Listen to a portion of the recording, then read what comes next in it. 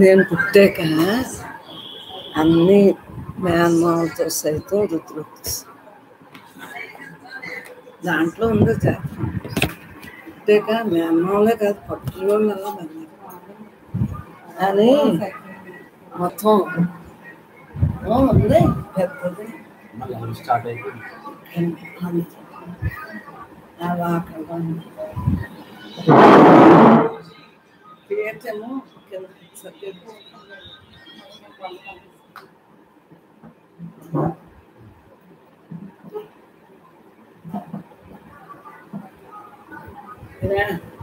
సూప్లెట్ సూప్లెట్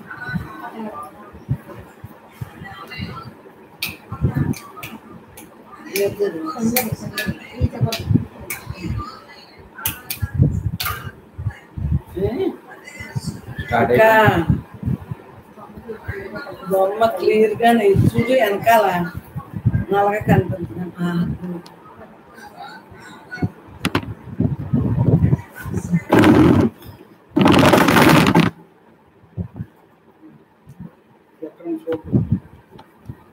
చక్రాన్ని కరెక్ట్గా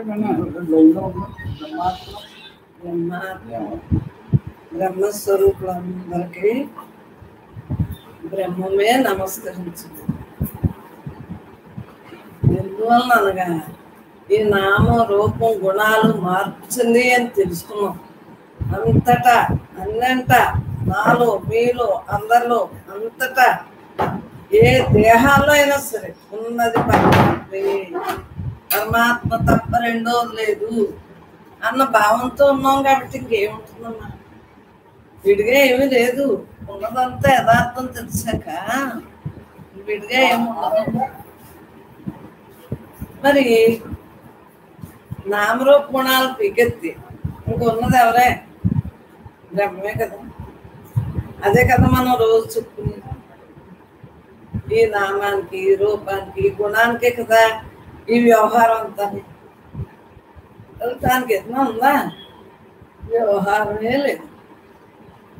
నిరాకారం అంతా నిరాకారం. మరి నువ్వన్నట్టు నిరాకార చెప్పు, నిర్గుణ నిరాకార నిర్గుణ పరబ్రహ్మ స్వరూపం. నీకు అలా నేను పైనుంచి కింద దిగి వచ్చినట్టు వచ్చింది. ధ్యానంలోనా మామూలుగానే ఇలా వచ్చి అక్షరాలు నిరాకార నిర్గుణ పరబ్రహ్మ స్వరూపమా, ఓ బ్రహ్మమా, ఆకారంగా సగుణంగా మాతృమూర్తిగా దిగు నుండి భూమికి దిగి వచ్చిన ఓ బ్రహ్మమ్మ, నీ పాదపద్మములకు నమస్కారం. అంతే కదండి. ప్రతి ఒక్కరిదేమో ఎవరిదే? దేవుడిది. దేహం లోపల ఉన్న దేవుడు అంతా బ్రహ్మే. ముందు దేహము నీవు కాదు అని చెప్పడం వల్ల ఏమవుతుంది? మనకు తెలియబడుతుంది. అంతేకాని దేహం మనం పుట్టించాలి. పంచభూతాలతో తయారైంది. అసలు దేన్ని మందే అంటాంటది. ఉన్నదంతా బ్రహ్మమే, బ్రహ్మాందే అంట. ఆ ఫ్యాన్ ఆ లైట్ వచ్చి ఫ్యాన్ ఎందువలన? ఉన్నదంతా బ్రహ్మమే అన్న భావంతో ఉండటం వలన మరి పరమాత్మయే నేను, పరమాత్మే నేను తప్ప రెండోది లేదు అన్న భావన నిలబడగలదు. అర్థమైందా? దేహం నేను అనుకుంటే అంతకుముందు నిలబడలేదు కదా. మనసుతో ప్రయాణం చేశారు. ఇప్పుడు ఇంక మనసుతో ప్రయాణం చేయట్లేదు. ఉన్నదంతా నేనే అంటున్నారు. ఏ నేను తోటి ఆఖరి వరకు ఉండాలో మనకి వ్యక్తపరచు. అవ్యక్తంగా వ్యక్తంగా రెండు మనమే. వ్యక్తంగా సాకారం, అవ్యక్తంగా నిరాకారం. ఇగో నిరాకారంగా ఎలా ఉన్నాం? ఈ నిరాకారంలోంచి వ్యక్తంగానే కదా మన అందరినీ పంపిస్తున్నాము. అది ఉన్నది నేనే అన్నాక ఇంకా ఏముంటుంది? విడిగా ఏమీ లేదు. మరి ఉపనిషత్తు చదువుతుంటే బ్రహ్మ ముందే అందరికీ అనుభవింపజేస్తావు, ఇప్పుడు చదివిస్తున్నావా అంతే. బ్రహ్మ ఏం చేయితే ఆ పని చేస్తాం. మనకి ఎందుకం నిమిత్త మాత్రం ఉన్నది నేనే అన్నాక విడిగా ఇంకేమీ హాయిగా అనంతత్వంతో అలా ఉంటుంది. పరమాత్మయే నేను తప్పనండి. అర్థమైందా? పరమాత్మయే మహానుభావుడు రాసింది ఏది? పుట్టుగా ఈ రాసనంలో ఏది? దాంట్లో కదమల్లో పుట్టానని రాశాను కదా, చెప్పాను కదా. అడిగాడు చంటి, అమ్మా మీరు ఎక్కడ పుట్టారు?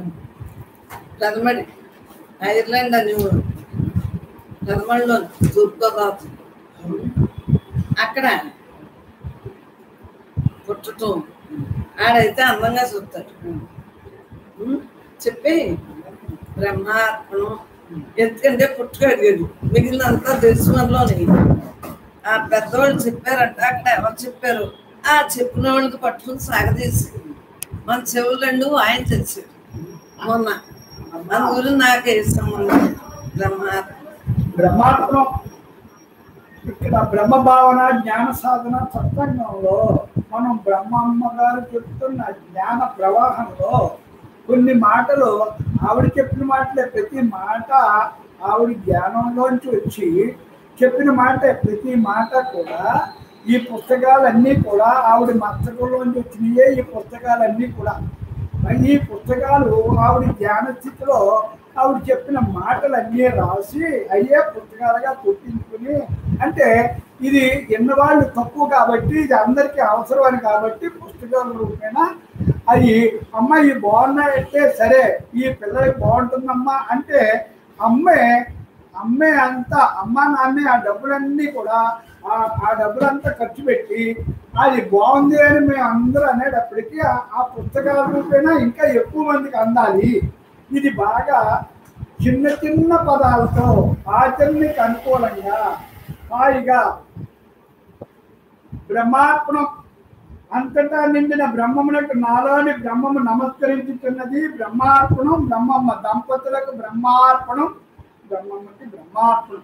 చూడండి, ఇది ప్రతిదీ కూడా ఇక్కడ ఈ సత్సంగంలో అందరూ కూడా సరెండర్ భావంతో ఉంటారు. అంటే ఉంచుతారంటే అలాంటి వాతావరణం, అలాంటి మనం నడక, అలాంటి భావన ఆవిడ నడుస్తూ చేస్తూ మనకు చూపిస్తారు. ఎప్పుడైతే అలాగా అమ్మ నడకను చూసి, అమ్మ ఆచరణ చూసి అందరూ అలాగా ఉంటారు. ఉండటానికి ఇంకా సంశయాలు ఉండవు.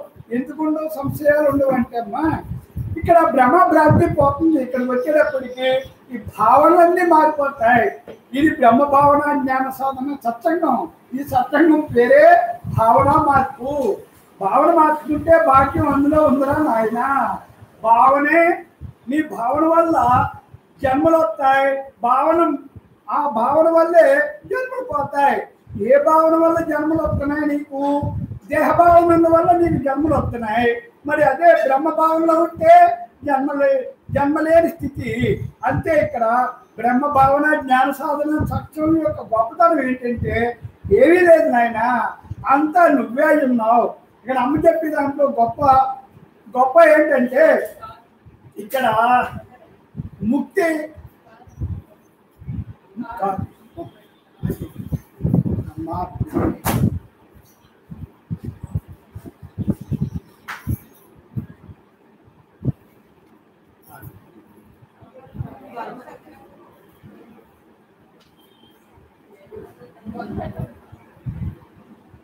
వారు పెట్టేస్తాడు. ఎందుకంటే సామాను వస్తుంది. అమ్మ పెట్టేస్తాడ్రా, కారం ఎక్కడుంది?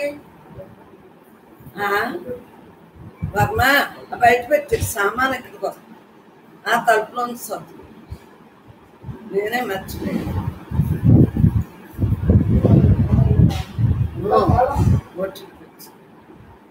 పట్టుకెళ్ళిపోయాడా? మరి నడిచిర్రే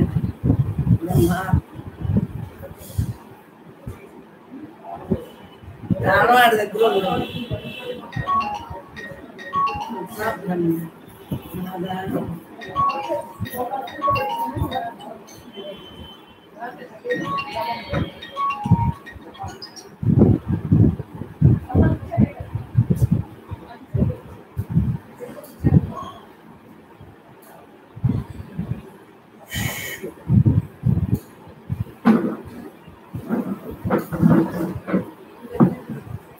బ్రహ్మార్పణం. అంతటా నిండిన బ్రహ్మమునకు నాలోని బ్రహ్మము నమస్కరిస్తున్నది బ్రహ్మార్పణం. బ్రహ్మమ్మ దంపతులకు బ్రహ్మార్పణం. మరి చూడండి, ఇంత ఎలాంటి జ్ఞానాన్ని మనకి పంచిన అమ్మ దీంట్లోంచి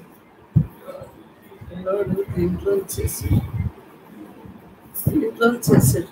ఉండేదిలా అమ్మా, నేను చేస్తున్నాను.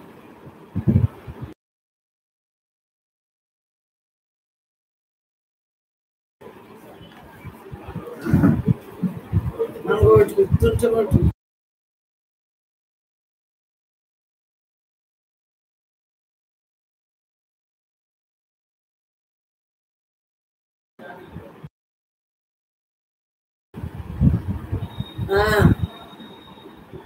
రమేష్,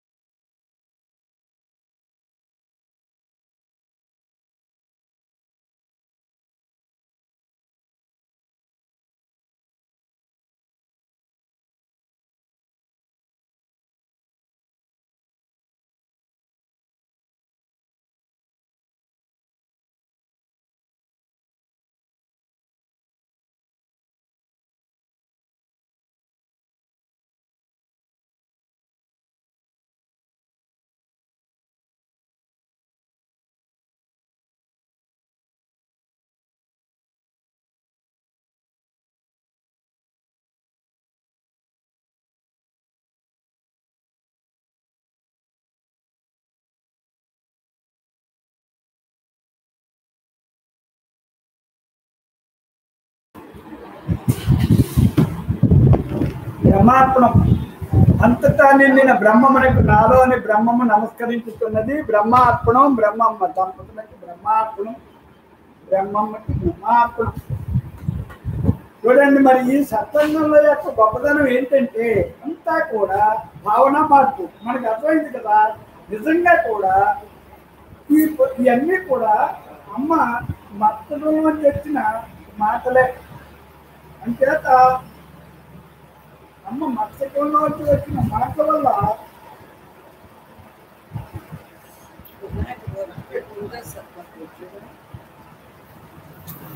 వాళ్ళు అడ్మిన్సే వాడుతున్నారు. కారణం ఏమైంది? సురేష్ దగ్గర ఉంటాము. సురేష్ దగ్గర పక్కనే చెప్పమ్మా, మర్చిపోయాను.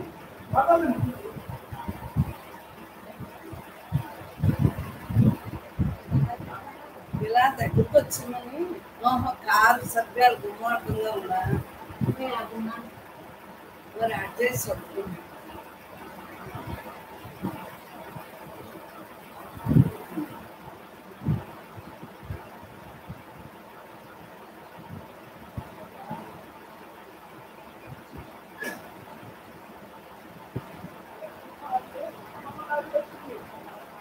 ఆ గుమ్మం అంటేనే సర్దుకుంటున్నారని చెప్పి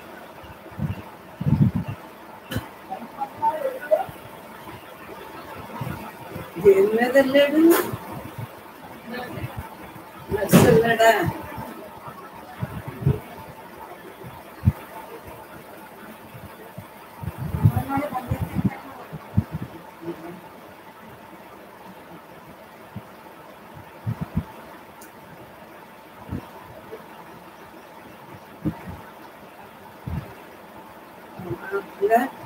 శ్లోకాలు చదువుతాను. ఆ ఇందులో ఆపుతేనే కానీ ఒక నిమిషం.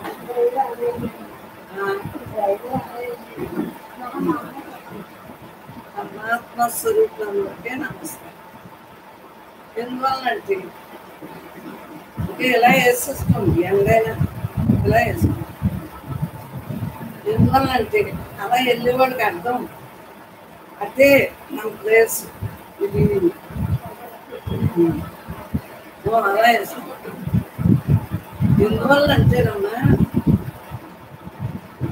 ఉన్నది యథార్థం అన్నాక, ఉన్నది యథార్థం అన్నాక ఏ భావంలో అయినా సరే యథార్థంలోని ఉన్నది యథార్థం. ఆ యథార్థంలో ఏ భావనలో అయినా యథార్థం. అవి ఇందులో ఒకసారి ఆత్మ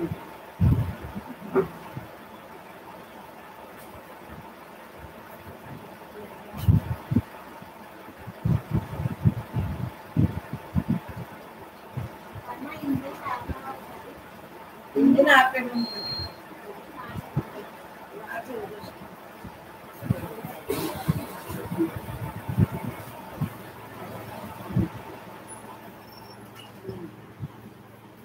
ఎందువల్లంటే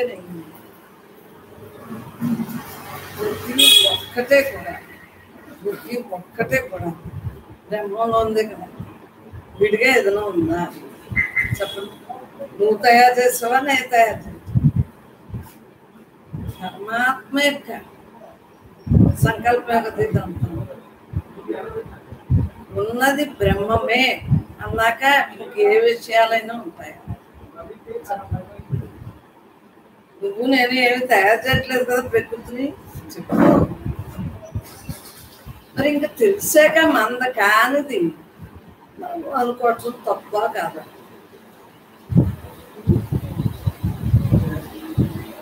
మనం ఎంతనంటే అవుతుందా, గతంలో ఏం చేసుకుంటే అయ్యే అవుతున్నాయి కదా, అది గ్రహించాలి.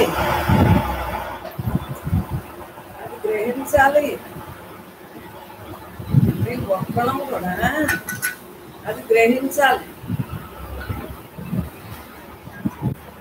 ఏది కరెక్ట్ మనం ఒకసారి ఆలోచించుద్దా అంటున్నాను.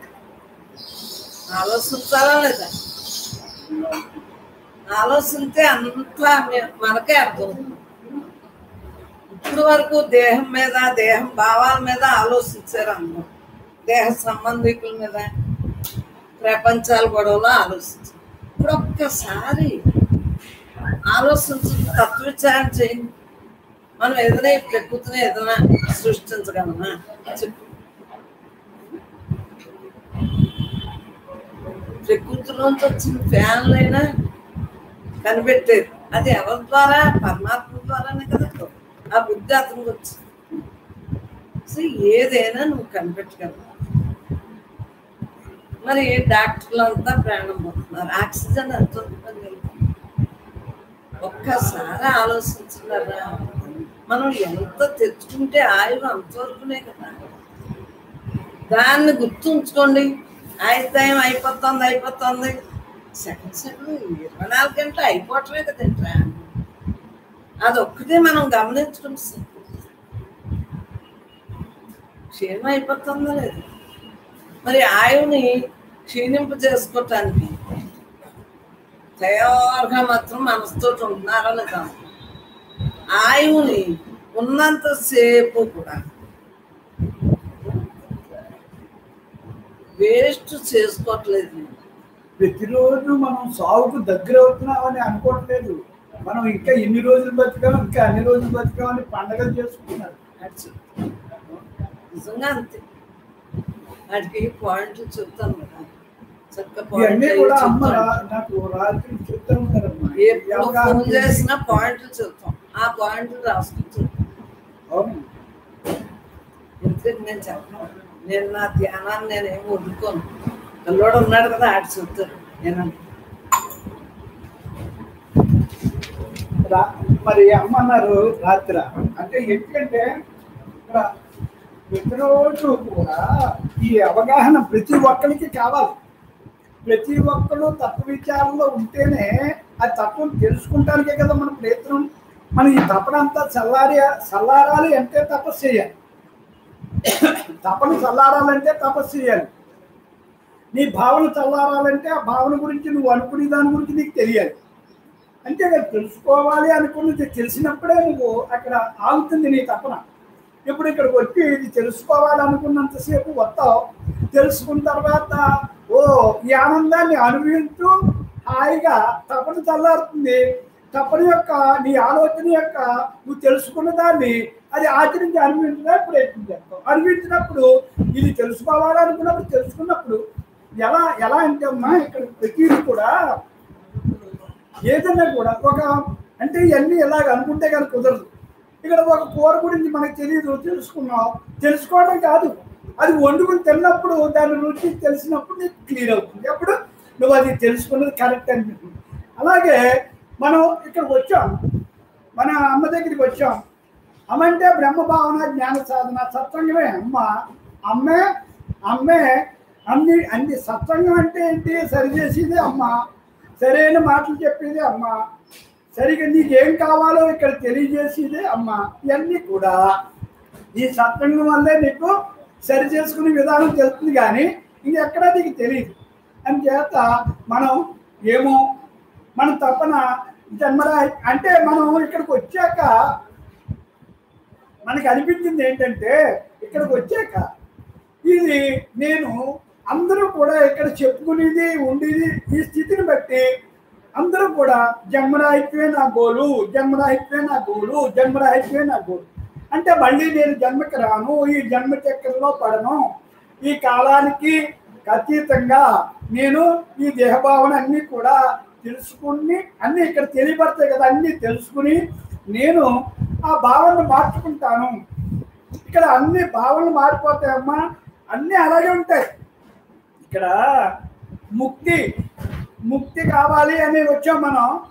ముక్తి అనే దానికి మరి విముక్తి అవ్వాలంటే నువ్వు తగిలించుకుని అన్ని విముక్తి చేసుకుంటేనే ముక్తి వస్తుంది. అంతే కదా, నువ్వు తెలియక అన్నీ కూడా అవన్నీ నిజమనుకుని అవన్నీ పట్టుకున్నావు.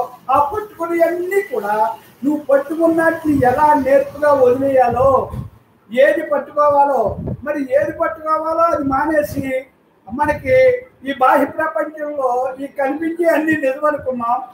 ఇవన్నీ కూడా ఈ ఎలా మరి అది దేహభావంలో ఉంటే అంతే అమ్మా. దేహభావంలో ఉన్న వాళ్ళకి అదే నిజం. ఇంకా ఆ నిజంలో మనం అలా ఉండిపోతాం. అప్పుడు ఎప్పుడైతే మనం ఇలాంటి సత్సంగానికి రావాలి అని అనిపించిందో, నేను తెలుసుకోవాలి అని అనిపించిందో అంతే, అప్పుడు తెలియబడుతుంది. అప్పుడు నువ్వు ఏంటో తెలుసుకోవాలన్నప్పుడే అన్నీ తెలియబడతాయి. నాకు తెలుసు అన్నప్పుడు ఏం తెలియబడదమ్మా. ఇక్కడ సత్సంగానికి వచ్చిన తర్వాత తెలుస్తుంది, నాకు తెలిసింది 0, తెలుసుకోవాల్సింది 100 అని అర్థమవుతుంది. అప్పుడు దాకా నాకు అన్నీ తెలుసు అనుకున్న వాళ్ళు ఇక్కడికి వచ్చాక అసలు అంతా కూడా చూడండి మరి ఎంత వ్యతిరేకంగా ఉంటుంది.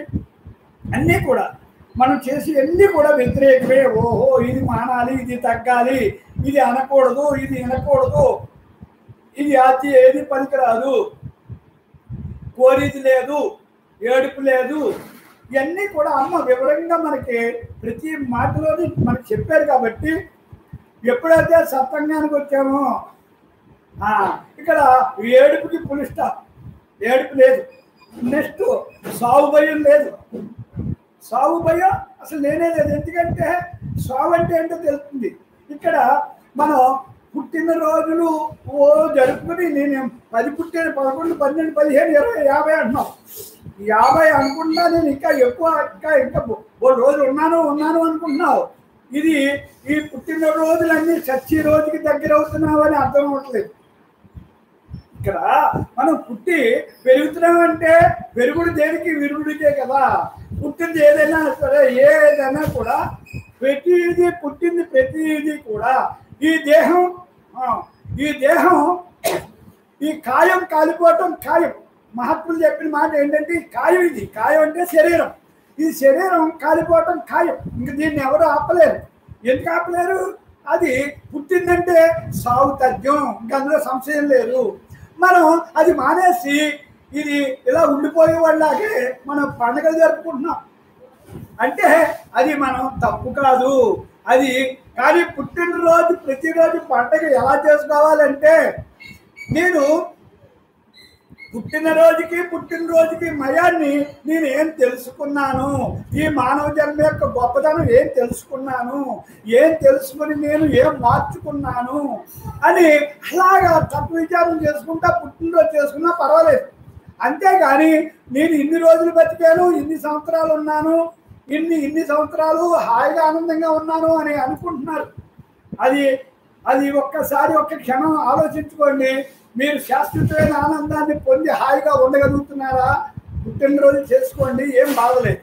కానీ ప్రతి క్షణం పోరాటంతో ఏదో కావాలని కోరికలతోటి ఎన్నిటితోటి మమకారంతో అహంకారంతో వీటన్నిటితోటి మమేకమై ఇక్కడ పుట్టినరోజు ఎలా అంటే పుట్టినరోజు అక్కడ ఏదో గొప్పగా ఉన్నట్టు నటిస్తున్నారు. కానీ పుట్టినరోజు ప్రతిదీ జీవించట్లేదు. ఒక మనిషిలా పుట్టి మనిషిలా జీవించే విధానమే అదే జన్మరాహిత్యం. అలాగా మనిషిలా పుట్టి మనిషిలా జీవించడం అంటే ఏంటో తెలుసా? మనిషి అంటే ఎవడు ఈ మానవుడు అంటే ఎవడు? మాధవుడు. మానవుడే మాధవుడు. నువ్వు మానవుడిగా వచ్చి మాధవుడుగా అవ్వాలి. మరి ఆ లక్షణాల్లో ఉంటున్నావా? 84 లక్షల జీవరాశుల్లో ఉత్తమోత్తమైన జన్మ ఇది, ఈ మానవ జన్మ. మరి అలాంటి జన్మకు వచ్చి ఆ మానవుడిగా వచ్చి మాధవుడిగా ఈ జన్మకు వచ్చావు కదా, నువ్వు అలా ఉంటున్నావా? అది ఇక్కడ విముక్తి అంటే ముక్తి అంటే నేను మానవుడిగా వచ్చి మాధవుడిగా నడిచి మాధవుడిగా ఆకర శ్వాస వరకు ఉండి అలాగా ఆ మాధవుడిగా అంటే భగవంతుడి స్వరూపంగా నువ్వు ఆ లక్షణాలతోటి ఆ గుణాలతోటి ఆ భావాలతోటి అలాగే ఆకర శ్వాస వరకు ఉండగలిగితే ఈ మానవ జన్మ సార్థకం అవుతుంది. అది మానవుడిగా ఉన్నట్లు లెక్క. అంటే మానవుడి లక్షణాలు ఏంటంటే, మానవుడు అంటే అందరినీ ఇప్పుడు ఒక యోగి ఎలా ఉంటాడు? అందరినీ ఆనందంగా ఎలా చూడగలుగుతాడు, ఎలా ప్రేమించగలుగుతాడు, అందరికి ఆదర్శప్రాయంగా ఎలా ఉండగలుగుతాడు, అలా ప్రతి మానవుడు అలా తయారవ్వాలనే ఈ మానవ జన్మ వచ్చింది. కానీ ఇక్కడ ఎందరో కొంతమంది అది తెలుసుకుని ఆచరించి కొంతవరకు అవగలుగుతున్నారు. ఎక్కడో కానీ పూర్తిగా 100కు 100 ఎక్కడో కానీ అవ్వలేరు. అలాగే అయిన వాళ్ళ దగ్గరికి మనం వెళ్తే మనకి అవన్నీ విధానం చెప్తారు. అలాగా వచ్చిన వాళ్ళే మన బ్రహ్మ అమ్మగారు. ఈ అమ్మ మనకి 100% మనకి ఇంకా సంశయాలు మనకేమి ఉండవు ఇక్కడికి వస్తే. ఎందుకంటే ఇది ఆవిడ ఆచరించి అనుభవించారు కాబట్టి, అనుభూతి జ్ఞానమైన అమ్మ కాబట్టి అందరినీ అనుభవించేస్తారు. ఇంకా ఇక్కడ ఎవరు వాళ్ళు వెళ్ళారు ఏమి ఉండదమ్మా. ఇక్కడికి వచ్చిన తర్వాత ఇక్కడ 2 డ్యూటీలు ఉంటాయి. ఇక్కడ అమ్మ చెప్పే దాంట్లో నువ్వు గృహస్థగా వచ్చావు, గృహస్థాశ్రమంలో గృహస్థ ధర్మం ఏంటి అది చెప్తాను. నువ్వు గృహస్థగా వచ్చావు కాబట్టి గృహస్థాశ్రమంలో నువ్వేం చేయాలి? గృహస్థ ఆశ్రమం అంటే ఏంటి? ఒక ఆశ్రయము అంటే ఆచరించి అనుభవించేదే ఆశ్రమం, హాయిగా ఉండేదే ఆశ్రమం. నీకు ఇక్కడ గృహాన్నే ఆశ్రమం చేసుకోమంటున్నారు అమ్మ. గృహస్థాశ్రమం రా, నువ్వు గృహస్థగా వచ్చి గృహాన్నే ఆశ్రమంగా మార్చుకోవాలి. నువ్వు నీ పాత్ర డ్యూటీ చేసి నువ్వు లోపల బ్రహ్మంగా అంటే సంసారం అనే ముసుగులో సన్యాసిగా ఉండాలి. ఇల్లేమో ఆశ్రమం అవ్వాలి. ఇక్కడ బాహ్యంగా దేహానికి ఇల్లు, లోపల ఉన్న వాడికి ఆశ్రమం. అర్థమైందా? గృహస్థాశ్రమం అంటే గృహాన్నే ఆశ్రమం చేసుకుని ఆయన అది ఇక్కడ. మరి గృహాన్ని ఆశ్రమం మన గృహస్థిగా వచ్చి మనం గృహాన్ని ఎలా చూసుకుంటున్నాం? ఎంతో భారాలు బంధాలు బరువులతోటి ఈ ఇల్లు ఒక నరకం, ఇది నాకు ఈ కర్మ అని అక్కడ సంసారంలో సతమతం అయిపోయి మరి అది మొయ్యలేక, ఎందుకు మొయ్యలేక? నీకు తెలియక, అది ఆశ్రమం అని తెలియక, అది చూడండి అది ఆశ్రమం అని తెలియక ఎంతో ఒక జైల్లాగా ప్రశాంతత లేకుండా బందీ అయిపోయి, జైల్లో బందీ ఎలా ఉంటాడు, బందీగా ఉన్నాడు, అలాగా ఆ ఇల్లు ఒక బందీగా, ఆ ఇంట్లో ఒక బందీగా, అది ఒక జైలుగా, ఒక నాకు ఈ కర్మ ఏంటి శిక్ష అని మరి ఇన్ని కోణాల్లో ఎంతో మంది ఆలోచిస్తారు, ఎంతో మంది స్త్రీలు అలా ఆలోచిస్తారు. అది తప్పమ్మా, సత్సంగులు అది కాదురా అని అమ్మ ఏం చెప్తారు, తన కూతుళ్ళకి ఎలా చెప్తారో, తన కూతురికి ఎలా చెబుతారో ఇక్కడికి వచ్చిన పిల్లలందరికీ అలా చెప్తారు. ఇక్కడ వయసుతో మాత్రం సంబంధం లేదు, అదేంటా గుణాలతోటి సంబంధం లేదు, వయసుతో సంబంధం లేదు. ఇక్కడ రూపంతో, నామంతో, దేహంతో కూడా దేహభావం కూడా ఆవిడకి ఉండదు, ఆకారాలు కూడా చూడకుండా చక్కగా ఆవిడ గృహాన్ని ఆశ్రమం చేసుకోవాలంటే ఎలా అని ఆవిడ చక్కగా ఇల్లే హిమాలయం అని చెప్తారు. చెప్పడం కాదు, ఆవిడ హిమాలయంలానే ఇల్లు ఉంచుతారు, వాళ్ళ ఇంట్లో హిమాలయంలానే ఉంటారు. ఆవిడ హిమాలయాల్లో ఉంటే నువ్వు ఎంత స్వేచ్ఛగా ఉంటావో ఇంట్లో ఉంటే కూడా అంత స్వేచ్ఛగా ఉంది. స్వేచ్ఛ నీకు ఉంది, అది చేసుకోవలసింది నువ్వు నీ భావంలోనే. ఇల్లు హిమాలయం అనుకుంటే అవుతుంది, జైలు అనుకుంటే అవుతుంది. ఇల్లుకి హిమాలయానికి జైలుకి ఏంటి ఎక్కడ తేడా? నీ భావనలోనే నీ అక్కడ చూడండి. అమ్మని ఏంటంటే అంతా నీ భావన మార్పు కావాలి. ఇక్కడ మరి నువ్వు గృహస్థిగా వచ్చావు, ఈ పాత్రలన్నీ కూడా నేను చేస్తాను అని ఇష్టపడి నీ విధిలో గత జన్మల సంస్కారమే నువ్వు ఈరోజు ఈ గృహస్థిగా వచ్చావు. ఇక్కడ నువ్వు చేసుకున్న సంస్కారాల వల్లే ఈ పాత్రలన్నీ నువ్వు కావాలని, ఇవన్నీ కూడా నువ్వు కావాలని కోరుకున్నావు తల్లి. అమ్మ చెప్తారు, అమ్మ బంగారం బ్రహ్మాలు మీరు ఇవన్నీ కూడా ఇష్టమని తెచ్చుకున్నారా అని అమ్మ మనకి బ్రహ్మాలు సత్సంగులు బ్రహ్మాలు అని ఎంత చక్కగా చెప్తారు. అమ్మలు అంటారు. ఇవన్నీ ఎందుకంటే బుజ్జగించి చెప్తారు. అమ్మ పాపం బాధలో ఉన్నారు, అమ్మా నువ్వు ఇది జైలు అనుకోకురా బంగారం, నువ్వు ఇది హిమాలయం అనుకో, ఈ భావన మార్చుకో, ఇదంతా ఇష్టం చేసుకో, అసలు కష్టం ఉండదు. ఇక్కడ అన్ని ఇష్టం చేసుకోవాలంటే నువ్వు ఎన్ని నీకు తెలిస్తే కానీ ఇష్టం చేసుకో. ఇష్టం చేసుకోవాలంటే ఇది కష్టం అనుకున్నది అన్నీ ఇష్టం అవ్వాలంటే ఇక్కడ నిజం తెలియాలి నీకు. నిజం తెలిసినప్పుడే నువ్వు దాన్ని ఎలా వాడుకోవాలో వాడుకుంటావు కదా. మరి ఇష్టం ఏంటి? ఇష్టం అంటే అమ్మ ఒక్క మాటలో చెప్తారు, సరే ఇవన్నీ కూడా నువ్వు కావాలని తెచ్చుకున్నయే అంతే.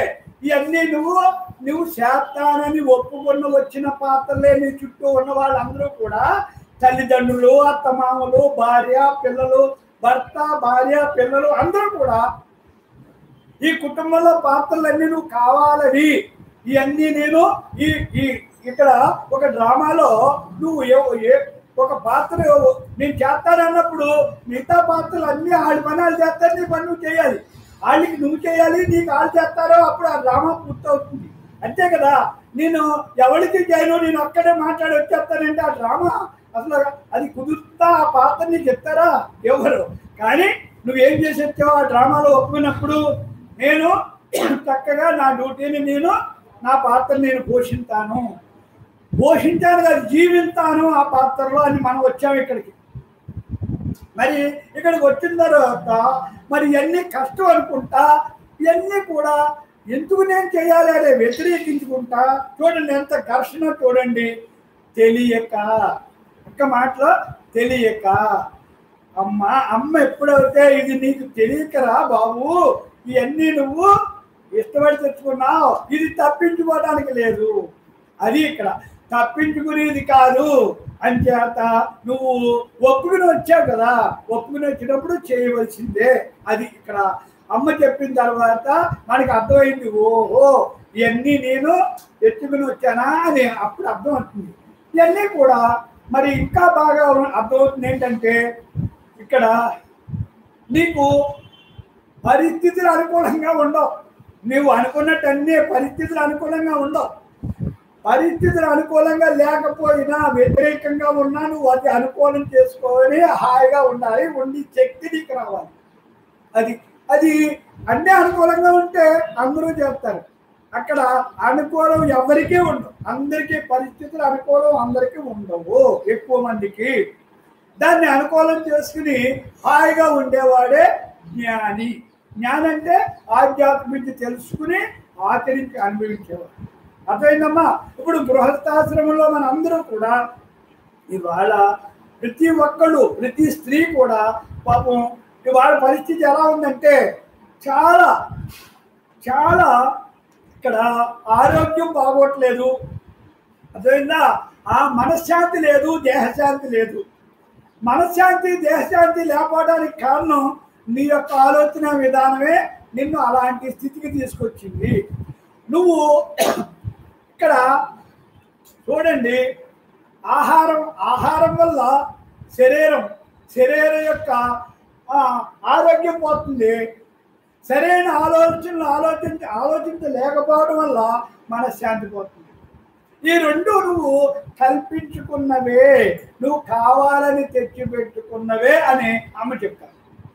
ఇక్కడ తినవలసింది తింటే ఆరోగ్యం బాగుంటుంది, ఆలోచించవలసింది ఆలోచిస్తే మనసు బాగుంటుంది.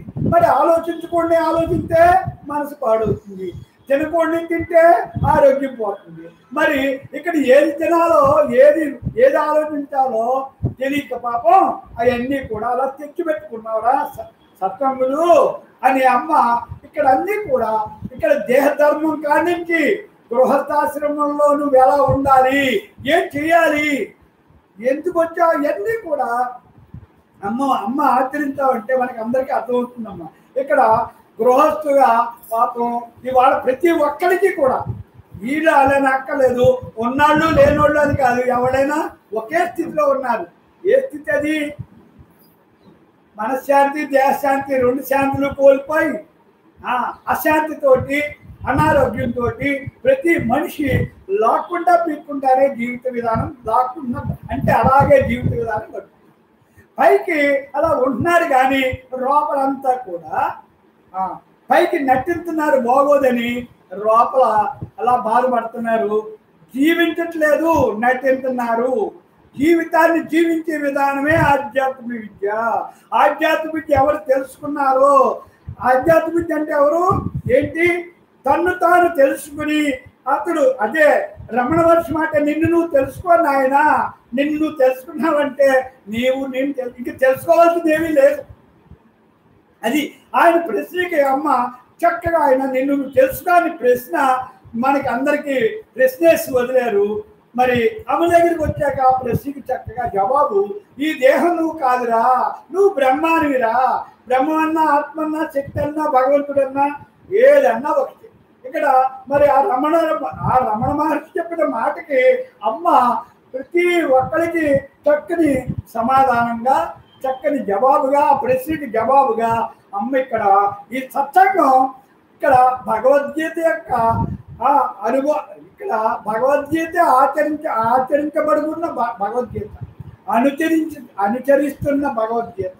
అంటే భగవద్గీత అంటే దీనికి ఎందుకు భగవద్గీతని ఎందుకు పోల్చాం మన సత్సంగంలో? నిజం, భగవద్గీతలో ఉన్న పాత్రలు రెండే, మన సత్సంగంలో ఉన్న మాటలు రెండే. భగవద్గీతలో ఉన్న పాత్రలు రెండు, అమ్మ చెప్పిన మాటల్లో ఈ బ్రహ్మభావన జ్ఞాన సాధన సత్సంగంలో ఉన్న మాటలు రెండు. ఒకటి బ్రహ్మభావన, రెండు దేహభావన. మరి భగవద్గీతలో కృష్ణుడు అర్జునుడు, కృష్ణుడు బ్రహ్మభావన, అర్జునుడు దేహభావన కదా. మరి ఆ రెండు భావనలే ఆ భగవద్గీత సారం. ఆ భగవద్గీత మరి అర్జునుడు దేహభావంలో ఉన్నాడు. వాడు మమకారం అహంకారం పెట్టుకుని అది నేను నాది అనే బంధాల్లో చిక్కుకుపోయి దేహభావంతో ఉన్న అర్జునుడిని మరి కృష్ణుడు ఏం చేశాడు? ఆ యుద్ధంలో ఆయనకి అక్కడ గుర్తు తెలిపాడు కదా. అలాగా ఆయన ఆ మమకారం అహంకారం చూపించేలాగా, ఆ మమకారం అహంకారంలో ఆయన కొట్టుకుపోయేలాగా ఆయన ఏం చేశాడు చూడండి. అహంకారంతో ఏమన్నాడు, యుద్ధం మయానికి పోనీ అందరినీ ఒకసారి చూడాలి, వాళ్ళందరినీ నేను ఎలాగ చంపేస్తాను, ఒక్కసారి వాళ్ళని నేను చూడాలి అని చెప్పాడు. బావా పోనీ అన్నాడు. ఓహో అహంకారంతో అలా నేను చంపేస్తాను, నేననే భావంతో చంపేస్తాను అంటున్నావా, సరే నేను అనే దానికి నీకు రుచి చూపించాలి, నేను అంటే ఏంటో నీకు రుచి అదేంటో నీకు తెలియజేయాలి అని అంతే పాలిచ్చాడు. ఎక్కడికి? భీష్ముడు ద్రోణుడు అక్కడ అలా రెండు కళ్ళకి కనిపించేలా చేశాడు. అంతే. ఏమైంది? నేను చంపేస్తాను అన్నవాడు ఒక్క క్షణంలో నేను ఈ యుద్ధం చెయ్యను అంటే ఏమైంది? అహంకారం. అంతే. అప్పుడు అహంకారం వల్ల మమకారం వచ్చింది. చూసారా? అదే అమ్మ చెప్తారు, అహంకార మమకారాలు నీకు బంధహేతువురా. అహంకార మమకారాలు ఉన్నవాడు ఏమి ఇందులోని ఎదగలేడు. అర్థమైందా? అంతే.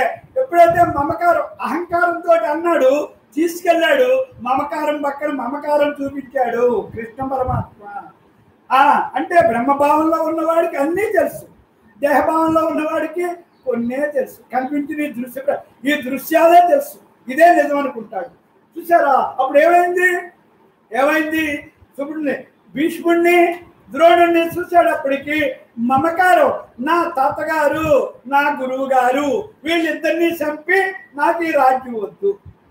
మరి వాళ్ళిద్దరూ చేసిన ఇబ్బందులు, వాళ్ళు చేసిన పనులు, మరి వాళ్ళు అవతలుండి కూడా మనకేమి సహాయపడలేదు కదా. అయినా మమకారం ఎలా కొట్టుకొచ్చేసిందో చూడండి లోపల నుంచి. అపోజిషన్లో ఉన్నా సరే ఆయన నా తాతగారు, ఈయన నా గురువు గారు, వీళ్ళిద్దరినీ చంపి నాకు అసలు ఈ రాజ్యం నాకు వద్దు, నేను యుద్ధం చేయను అని అలాగా ఏమైపోయాడు మీకు తెలుసు కదా, చూపించారు కదా. ఇవన్నీ ఏంటంటే నాయన అహంకారం మమకారం.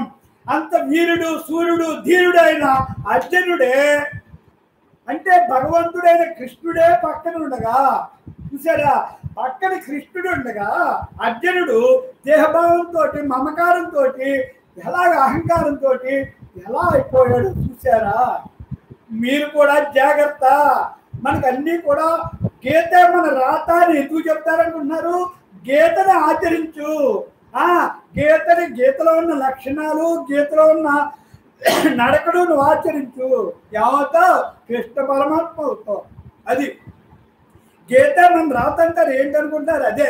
ఇక్కడ మరి కృష్ణ పరమాత్మ ఏమన్నాడు? అప్పుడు ఒకటే చెప్పాడు, ఇక్కడ పాడిపోయిన యుద్ధం చేయనన్నాడు. చేయననేటప్పటికీ అప్పుడు మరి ఆయన ఆ వైరాగ్యం వచ్చి వదిలేసేటప్పటికి అప్పుడు ఏం చెప్పాడు? చంపేవాడు నువ్వా, చచ్చేవాళ్ళు వాళ్ళ అన్నాడు.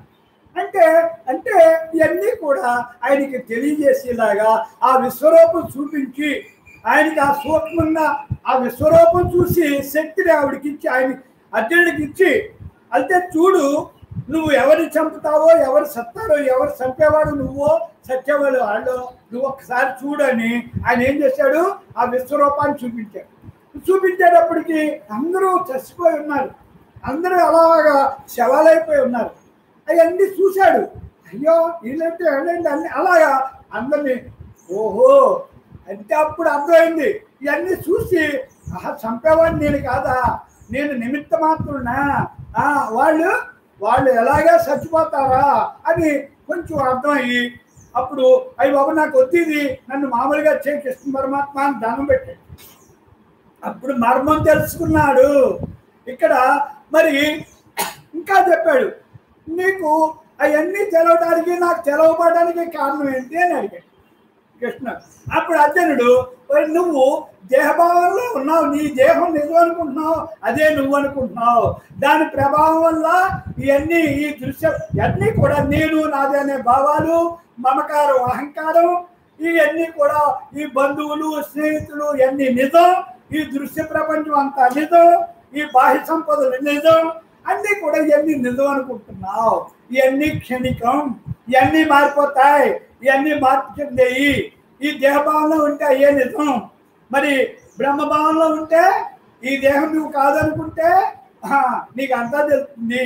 ఇక్కడ దేహభావన వీడి బ్రహ్మభావంలో ఉంటే నువ్వు నేను ఉంటే, దేహభావనకి బ్రహ్మభావనకి గీతలో కూడా నువ్వు నేను ఉంటే అని చెప్పాడు. ఎప్పుడు నేను చెప్పినట్టు అందులో లక్షణాలన్నీ రాశాడు కదా భగవద్గీతలో. అంచేతే దేహభావానికి బ్రహ్మభావానికి ఏంటి భావనే తేడా. అది కృష్ణుడికి అర్జునుడికి ఏం తేడా? భావన తేడా. ఆయన బ్రహ్మభావంలో ఉన్నాడు కృష్ణుడు, ఈయన దేహభావంలో ఉన్నాడు అర్జునుడు. దేహభావంలో ఉన్న అర్జునుడు తెలుసుకున్న తర్వాత ఓహో ఇది నేను అనే భావన నాది తప్పు అంతే. అప్పటి నుంచి ఆయన తెలుసుకున్న తర్వాత ఈ దేహం నేను కాదు, చేసేవాడు నేను కాదు, అన్నీ కూడా చేసేవాడు ఆయన అని నీకు అర్థమైపోయిన తర్వాత అంతే పూర్తి సరెండర్ భావంతో బావా అని వాడు వాసుదేవా వాసుదేవా అన్నాడు ఒక్కసారి. ఎందుకంటే తెలుసుకున్నాడు, ఆ పవర్ ఏంటో తెలుసుకున్నాడు, ఆ కృష్ణుడి యొక్క పవర్ తెలుసుకున్నాడు. ఓహో నేను ఏదో అనుకున్నాను, మామూలేని కాదు, ఈయన భగవత్ స్వరూపుడు. అదే అప్పటి నుంచి ఆయన బావా ఇంక వదిలేసి వాసుదేవా నువ్వు ఏం చెప్తే చేస్తాను, నువ్వు కొట్టమంటే కొడతాను, చెట్టమంటే నువ్వేం చేస్తాది ఇంక నేను ఇంకేమి కాదు, నువ్వేం చేస్తే చేస్తానని పూర్తి సరెండర్ భావంతో శరణాగతితోటి 100% ఆ కృష్ణుడు చెప్పింది విని ఇంకా అక్కడి నుంచి ఆయన ఏం చెప్తా చేసుకుంటే వెళ్ళిపోయాడు. నించేత భావన చేసేది నేను కాదు, చేయించేది బావ, అది నువ్వేం చేస్తే అది చేస్తానంటే పూర్తిగా చేసేది ఆయన చెప్పేది ఆయన అన్నీ ఆయనేని అంటే ఎవరు తనలో ఉన్న ఆ భగవాన్ ఆయనే చేస్తున్నాడనే భావం 100% పెట్టుకున్నాడు. అంతే అక్కడి నుంచి ఆయనకి అన్నీ కూడా విజయమే. ఎందుకంటే దేహభావంతో ఉన్నప్పుడు ఎలా ఉంటుంది, బ్రహ్మభావంతో ఉన్నప్పుడు ఎలా ఉంటుంది అనేదే భగవద్గీత. ఇక్కడ అమ్మ కూడా నువ్వు దేహభావంలో ఉండి ఇవన్నీ నిజం అనుకుంటున్నావు, ఈ సంసారం నిజం, ఇవన్నీ నిజం, నేను చేస్తాను, నేను మోస్తున్నాను, నేను వండుతున్నాను, నేను పెడుతున్నాను అంటున్నావు. నేను అనేవాడు ఈ లోపల ఉన్నవాడు ఆడు పక్క తప్పుకుంటే నువ్వు చేస్తావా? అది ఇక్కడ బాగా మనకి అంత అర్థమైంది. ఏంటంటే ఇక్కడ చేసేది ఇక్కడ అమ్మ దగ్గరికి వచ్చాక ఈ దేహం ఒక పంచభూతాలతో తయారైన ఒక పాత్ర. ఈ పాత్ర మరి ఇది పాత్రే, కానీ ఇది ఈ మానవ జన్మే గొప్ప జన్మ. 84 లక్షల జీవరాశుల్లో ఉత్తమోత్తమైన జన్మ ఈ మానవ జన్మ. మరి ఇలాంటి జన్మకి మనం వచ్చి మరి ఇది జన్మ లేకుండా చేసుకునే జన్మ కదా. మరి ఇవన్నీ కూడా మర్మం తెలుసుకునే జన్మ. ఇవన్నీ కూడా మనం దాన్ని అలా ఉపయోగించుకోవటానికి ఇక్కడ అమ్మ దగ్గరికి వచ్చాక ఇది అలాంటిది అని మనకి తెలిసింది, లేకపోతే మనకి ఏమీ తెలియదు. నాకైతే ఏం తెలియదు. ఇక్కడ ఇదంతా కూడా ఇప్పుడు నేను చెప్పేదంతా కూడా నా అభిప్రాయం, నా భావనే. అమ్మ చెప్పిన మాటలు బట్టి ఇక్కడ ఇని దాన్ని బట్టి అమ్మ చెప్పిన ఈ పదాలు బట్టి నిజంగా కూడా అమ్మ చెప్పేది ఇక్కడ భగవద్గీత అని నాకు అనిపించి, భగవద్గీత అనిపించడం కదా భగవద్గీతే, ఇంక అనిపించడం కూడా కాదు. ఇక్కడ వాళ్ళు ఎప్పుడో అక్కడ ఏదో జరిగింది ఎవరో చూశారు, అది ఎవరో రాశారు, మనకు అనవసరం. ఇప్పుడు ఇక్కడ మనకు కళ్ళెదురుకున్నానే ఈ గీత, ఈ బ్రహ్మగీత మనం రాసుకున్నాం. మన గీత మనం రాసుకున్నాం కదా. మరి ఆ గీత ఈ గీత మనం ఒరిజినల్గా మన సత్సంగులందరూ అనుభూతులతోటి, ఆ అనుభవాలతోటి, ఆచరణతోటి, నడకతోటి ఇవన్నీ కూడా మరి అందులో ఎందుకు అంత అలాగే రాసుకున్నామంటే ఇక్కడ అమ్మ ఆ ధర్మ సంస్థాపనార్థాయ సంభవామి యుగే యుగే అన్నాడు శ్రీకృష్ణ పరమాత్మ. అలాగే ఇక్కడ సంభవామి యుగే ఎప్పుడు ఏ యుగంలో అయినా సరే నేను వస్తాను, ఎప్పుడైనా నేను వస్తాను అని చెప్పాడు. అలాగే ఇప్పుడు ఈ స్త్రీలు అంటే గృహస్థిగా ఉండి ఉన్న వాళ్ళకి ఉద్ధరించడానికి ఈ ధర్మ సంస్థాపనార్థాయ సంభవామి యుగే యుగే అన్నాడు కదా పరమాత్మ, కృష్ణ పరమాత్మ. అలాగే ఇప్పుడు అమ్మ కూడా ఆ ధర్మ సంస్థ అంటే ఈ స్త్రీలు ఉద్ధరించడానికి వాళ్ళు అది ఒక ఏంటంటే ఒక జైల్లాగా ఇల్లు ఒక జైల్లాగా బందీలాగా ఉన్న వాళ్ళని, ఆ బంధ విముక్తుల్ని వాళ్ళే బందీలుగా ఉన్నారనే భావన చెరిపేసి, జైలు అనే భావన చెరిపేటంటే నీకే తెలియజేసి అలా అనుకునే భావాలన్నీ కూడా నువ్వే మార్చుకుంటావు. ఇక్కడ ఏది అక్కడ ఏది మారదు. ఇల్లు మారదు, ఇంట్లో ఉన్నోళ్ళు మారదు, ఇల్లు మారదు, ఇంట్లో ఉన్నోళ్ళు మారదు. ఏమవుతుంది? నువ్వు మారిపోతావు, నీ భావన మార్చుకుంటావు, నీ ఆలోచన విధానం మార్చుకుంటావు. అందరి గుణాలు భావాలు ఎవరి నామరూప గుణాలు నువ్వు చూడకుండా ఇల్లు హిమాలయం చేసుకునే విధానం నీలోనే ఉంది. ఇక్కడ చూడండి, జైలు అన్నది హిమాలయం అవుతుంది, నరకం అన్నది స్వర్గం అవుతుంది. నేను ఎందుకు బందీగా ఉన్నాను అనుకున్నది స్వేచ్ఛ వస్తుంది. స్వేచ్ఛ అంటే అంత హాయ్, ఇంత స్వతంత్రం వస్తుంది. అంతే, నీకు డిక్టేటర్గా ఉంటావు. అప్పుడు ఏం చేస్తావు? చెప్పేవాళ్ళలాగా ఉంటావు, చెప్పించుకోవు. ఇచ్చేవాళ్ళలాగా ఉంటావు, ఇక్కడ ఇచ్చేవాళ్ళలాగా ఉంటావు, పుచ్చుకునేవాళ్ళలాగా ఉండవు. అర్థమైందమ్మా? నవ్వుతూ ఉంటావు, ఏడుపు అనేది నీకు కనపడదు. ఆనందం బ్రహ్మ కింద ఉంటావు. ఇంక ఇవన్నీ కూడా దేహభావన వీడిపోతావు, బ్రహ్మభావంలో ఉండిపోతావు. బ్రహ్మభావన అన్నది నిజమని, ఈ దేహభావన నేను నా భావన మార్చుకుంటావు, నడక మార్చుకుంటావు, అన్నీ మార్చుకుంటావు. ఒకటి కాదు, అన్నీ మారిపోతాయి. ఎందుకు మారుతాయి? నీకు తెలుసుకుంటావు, ఆచరిస్తావు, అనుభవిస్తావు, అర్థమవుతుంది. అనుభవం ఎప్పుడైతే వచ్చిందో అప్పుడు అన్నీ మారిపోతాయమ్మా. ఇక్కడ మారిపోయేది ఏంటి? అంత ఏమీ ఉండదు, అంత నువ్వు అలాగే ఉంటావు. ఏం మారుతాయి? ఆలోచన భావనలు మారుతాయి, భావన క్షేత్రం మారిపోతుంది. అప్ప చెప్పేది అదే బ్రహ్మ భావన, జ్ఞాన సాధన. బ్రహ్మ భావనలో ఉంది నాయన, అదే జ్ఞాన సాధన. జ్ఞాన సాధన అంటే, జ్ఞానం అంటే ఏంటి? వెలుగు, జ్ఞానం, జ్ఞానోదయం. సూర్యోదయం లాగా నీకు జ్ఞానోదయం జరుగుతుంది. సూర్యుడు ఉదయించగానే పటాపంచులు ఎక్కడికక్కడ సేకటి ఏమన్నా గంటాలా? కానీ దానికి అదే మాయమైపోతుంది. అలాగే నీకు జ్ఞానోదయం అవగానే, జ్ఞానోదయం ఎప్పుడవుతే అప్పుడు దేహభావం, దేహం నేను అనుకునే భావం పటాపంచలైపోతుంది, కనపడదు. అప్పుడు ఏమవుతుంది? నువ్వు 1000 సూర్యుల కాంతి నీలో, ఆ తేజస్సు నీలో ఉందని నీకు తెలియబడుతుంది. అర్థమైందా? చీకటి అనేది లేదు, ఏడుపు అనేది లేదు. నాకు ఆనందో బ్రహ్మ, నేను బ్రహ్మవంశం, నేను బ్రహ్మ అంశని, నేను అంతటా ఉన్నాయన నా తండ్రి, అందరిలో ఉన్నాడు, అందరిలోనే ఉంది, అంతటా ఉంది, నాలోనే ఉంది, అంతా ఒకటే అనే భావం 100% ఇక్కడ తెలుసుకుంటా.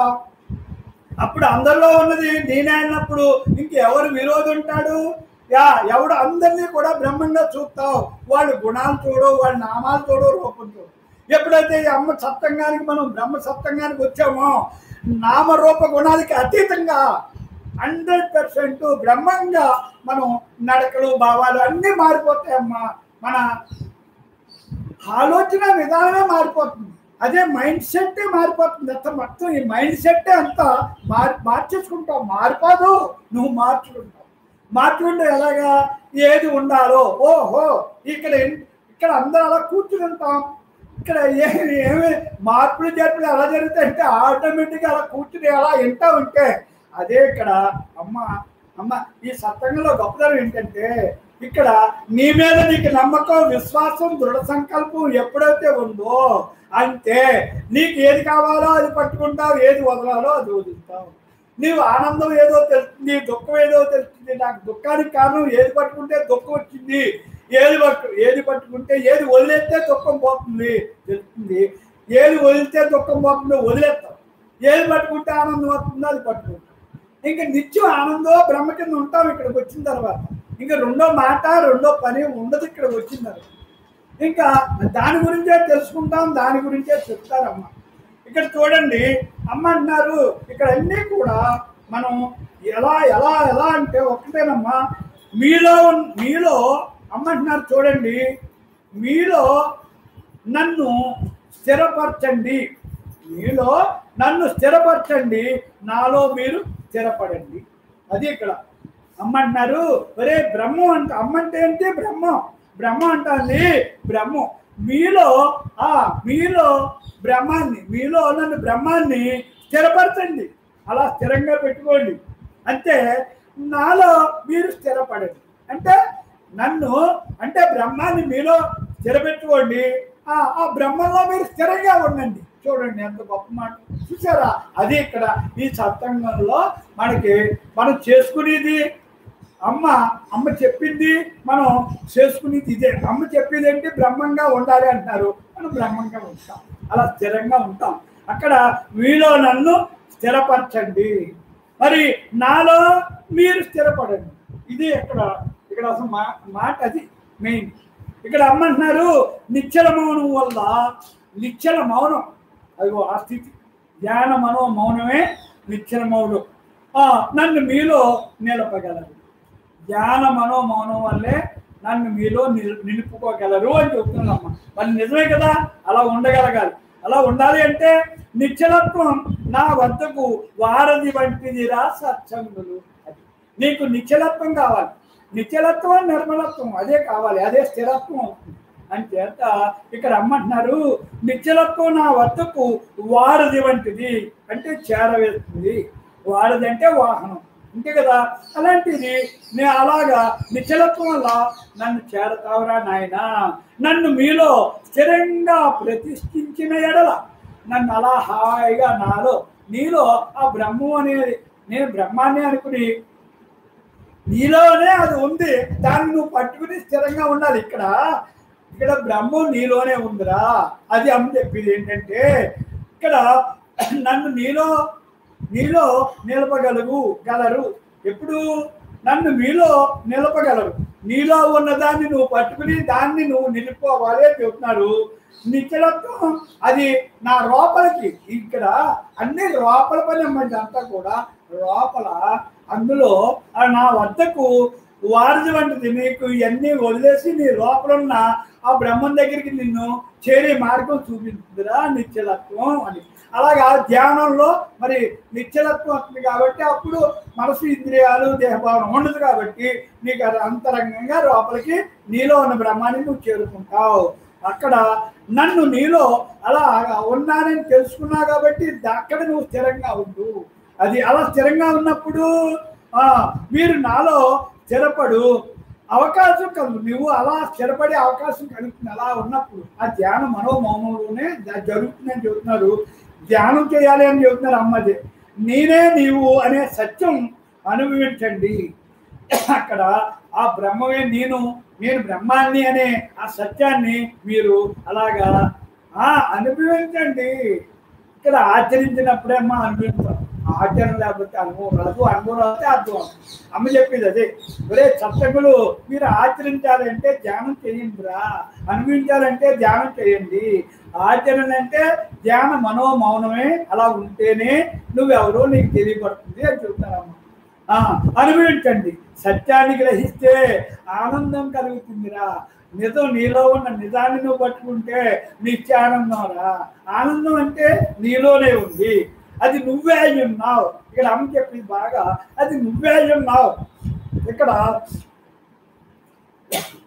ముక్తి అంటే ముక్తి స్వరూపుడు నువ్వు అయ్యే ఉన్నావు. అయ్యి ఉన్నదాన్ని నీకు తెలియపోవడానికి కారణం, ఇక్కడ నీలో ఉన్నదాన్ని నువ్వు మర్చిపోవడానికి కారణం, సూర్యుడు కనబడబోవడానికి కారణం మబ్బు. ఎలాగో మబ్బు సూర్యుడిని నీకు తాత్కాలికంగా కనబడదు కదా, ఆ మబ్బు పోగానే సూర్యుడు వస్తాడు. మబ్బు అడ్డు నీకు అడ్డు, కానీ సూర్యుడు అలాగే ఉన్నాడు. అలాగే నీలో ఉన్నాడు, ఎప్పుడు అలాగే ఉంటాడు. ఈ సూర్యుడి కాంతితోటి అలా దగ్గరగా ఏజిప్మాన్యంగా ఎదుగుతూ ఉంటాడు, అలాగే జ్యోతిలా. అది ఎప్పుడు ఉంటామా, అది నీకు సూర్యుడికి బాహ్యంగా ఉన్న సూర్యుడికి మబ్బు అడ్డుకొచ్చి నీకు ఎలా కనబడకుండా తాత్కాలికంగా చేస్తాందో, అలాగే నీలో మనసు ఇంద్రియాలనే వాటి వల్ల సంకల్పాల వల్ల అది నీకు అది కనబడకుండా, ఆ సంకల్ప వికల్పాల వల్ల ఈ కోరికల వల్ల వీటి వల్ల అది మబ్బులా నీకు అన్ని అడ్డుగోడలా ఉందిరా నాయన. అంతే, అవన్నీ కూడా నువ్వు ఎప్పుడైతే మబ్బు అలా ఎల్లగాడు ఎలా సూర్యుడు ఎలా వస్తాడో, ఆ మబ్బు పోవాలంటే గాలి వీయాలి, గాలి ఇస్తే అలాగే ఇక్కడ జ్ఞానం అనే ఈ జ్ఞానం అనే నువ్వు ఆ గాలితోటి నిన్ను నువ్వు తెలుసుకుని ఏది నిజమో, దేహభావన ఏంటి బ్రహ్మభావన ఏంటి తెలుసుకున్నావో, మనసు ఇంద్రియాలు ఏంటో తెలుసుకున్నావో, దాన్ని అలా ఊతావు. ఆ గాలితో అలా పక్కగించేటప్పటికి నీలో ఆ బ్రహ్మం అనే తేజోమయం నీకు లైవ్, అందులో లైవ్ అయిపోతావు. ఇక్కడ అది ఒక్క ధ్యానంలోనే అది జరుగుతుంది. అందరికీ సాధ్యమే. అది నెమ్మదిగా అభ్యాసం వల్ల అందరికీ సాధ్యమే. అమ్మ మరి 8వ సంవత్సరం నుంచి ఆవిడ ధ్యానంలో ఉంటూ ఆవిడ అనుభూతి పొందారు కాబట్టి ఆవిడ అవలేదుగా. ఇక్కడ అమ్మకి మనకి తేడా ఏంటంటే, అమ్మ వయసులో ధ్యానం చేయటానికి అప్పుడు ఆవిడ 8వ సంవత్సరం కదా. మరి 8వ సంవత్సరంలో ధ్యానం ఆవిడకి ఏ ఆలోచనలు లేవు. కంటి పిల్లలు దేవుడితో సమానం అంటారు. అంటే ఇక ఆవిడకి అప్పుడు తెలిసిన మూల ఆవిడకి బాగా బాగా అప్పటికప్పుడే మమేకమైపోయారు. మమేకమైపోయి ఆ అనుభూతి చూసి అది అభ్యాసం అయిపోయింది. మనకి ఏంటంటే అది తెలియక ఈ లోపల మబ్బులాగా ఇవన్నీ కమ్మేసుకున్నాయి. మనకి ఈ వయసులో ఈ దేహధర్మాలు, పాత డ్యూటీలు అన్నీ ఈ బాహ్యంగా అన్నీ పట్టేసుకున్నాం. పట్టేసుకుని అది మబ్బులా తయారైపోయింది ఈ వయసుని బట్టి. మరి ఈ వయసులో అవన్నీ తగిలించి ఉన్నాయి. వదిలించుకోవాలి అంటే కొంచెం సాధన ఎక్కువ కావాలి. అంతే. సాధనతో ఏదైనా సాధ్యం. అంచేత తగిలించుకుని ముక్తి విముక్తి అంటే విడుదలైపోవటమే విముక్తి. అంటే నీకు అది కావాలి, విడుదల కావాలంటే తగిలించుకుని వదిలించుకోవటం. ఏం తగిలించుకున్నావో, ఏది నీకు తెలుసు, అవన్నీ ఎలా వదిలించుకోవాలో, ఎలా తగిలించుకున్నావో అలా వదిలించుకోవాలని నీకు అర్థమవుతుంది. కొత్తగా తగిలించుకోకుండా ఏం తగిలించుకున్నావో అంటే కోరికలు కానీ, అక్కడ దృశ్య ప్రపంచం ఆకర్షణలు కానీ, కోరికలు కానీ, సంకల్ప వికల్పాలు కానీ అన్నీ కూడా మమకారం, అహంకారం అన్నీ కూడా ఎప్పుడైతే మన ఈ సత్సంగంలో కూర్చున్నావో ఏది మమకారమో ఏది అహంకారమో మనకు అన్నీ అర్థమవుతాయి.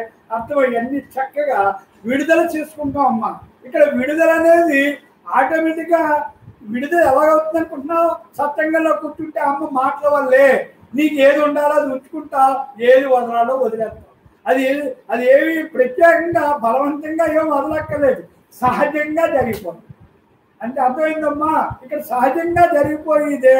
అప్పుడు సహజంగా ఎప్పుడైతే అదే నీకు స్థిరపడిపోతావు. ఎప్పుడు ఈ అభ్యాసం వల్ల ఏది నిజమో, ఏది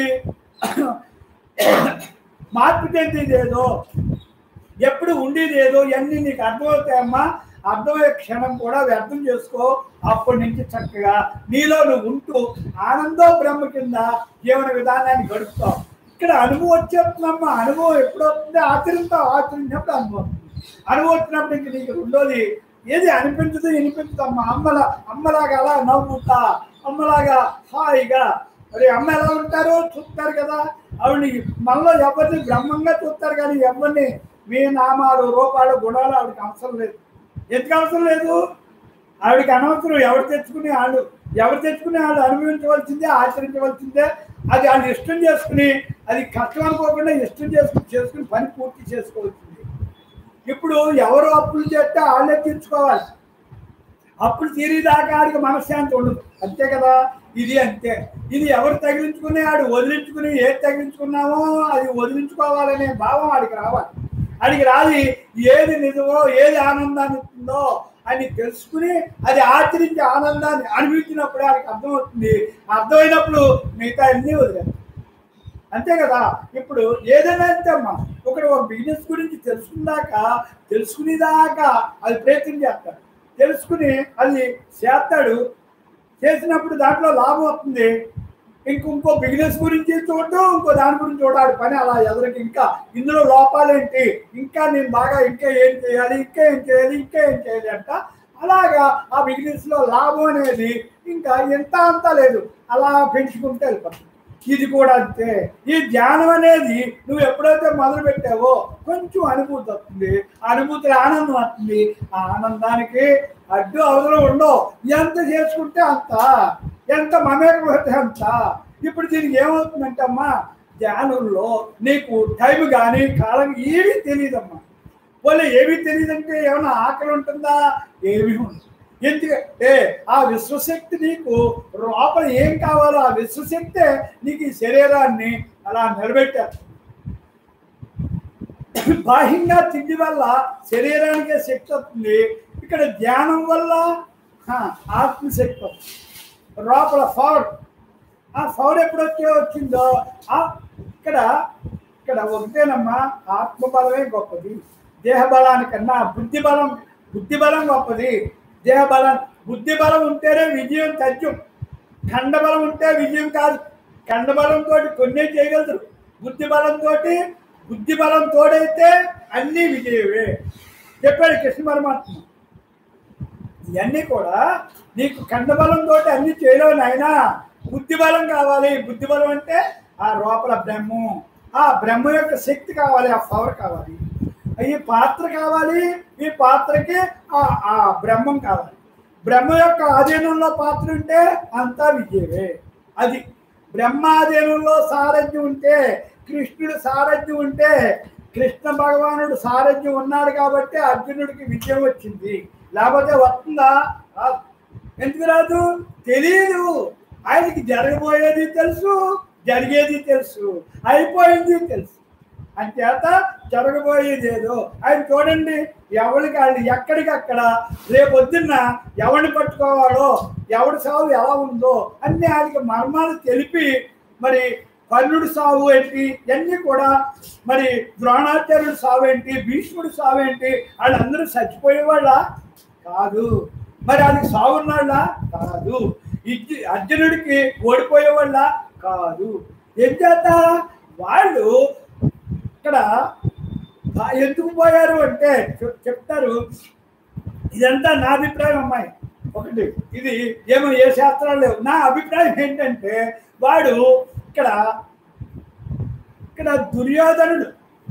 దుర్యోధనుడు అతను ఏంటంటే దేహభావంతో అహంకారం మమకారంతో ఉన్న మనిషి. అంచేత వాడు మంచి లక్షణాలు, మంచి గుణాలు, చెడు లక్షణాలు అన్నీ ఆడికి ఉన్నాయి.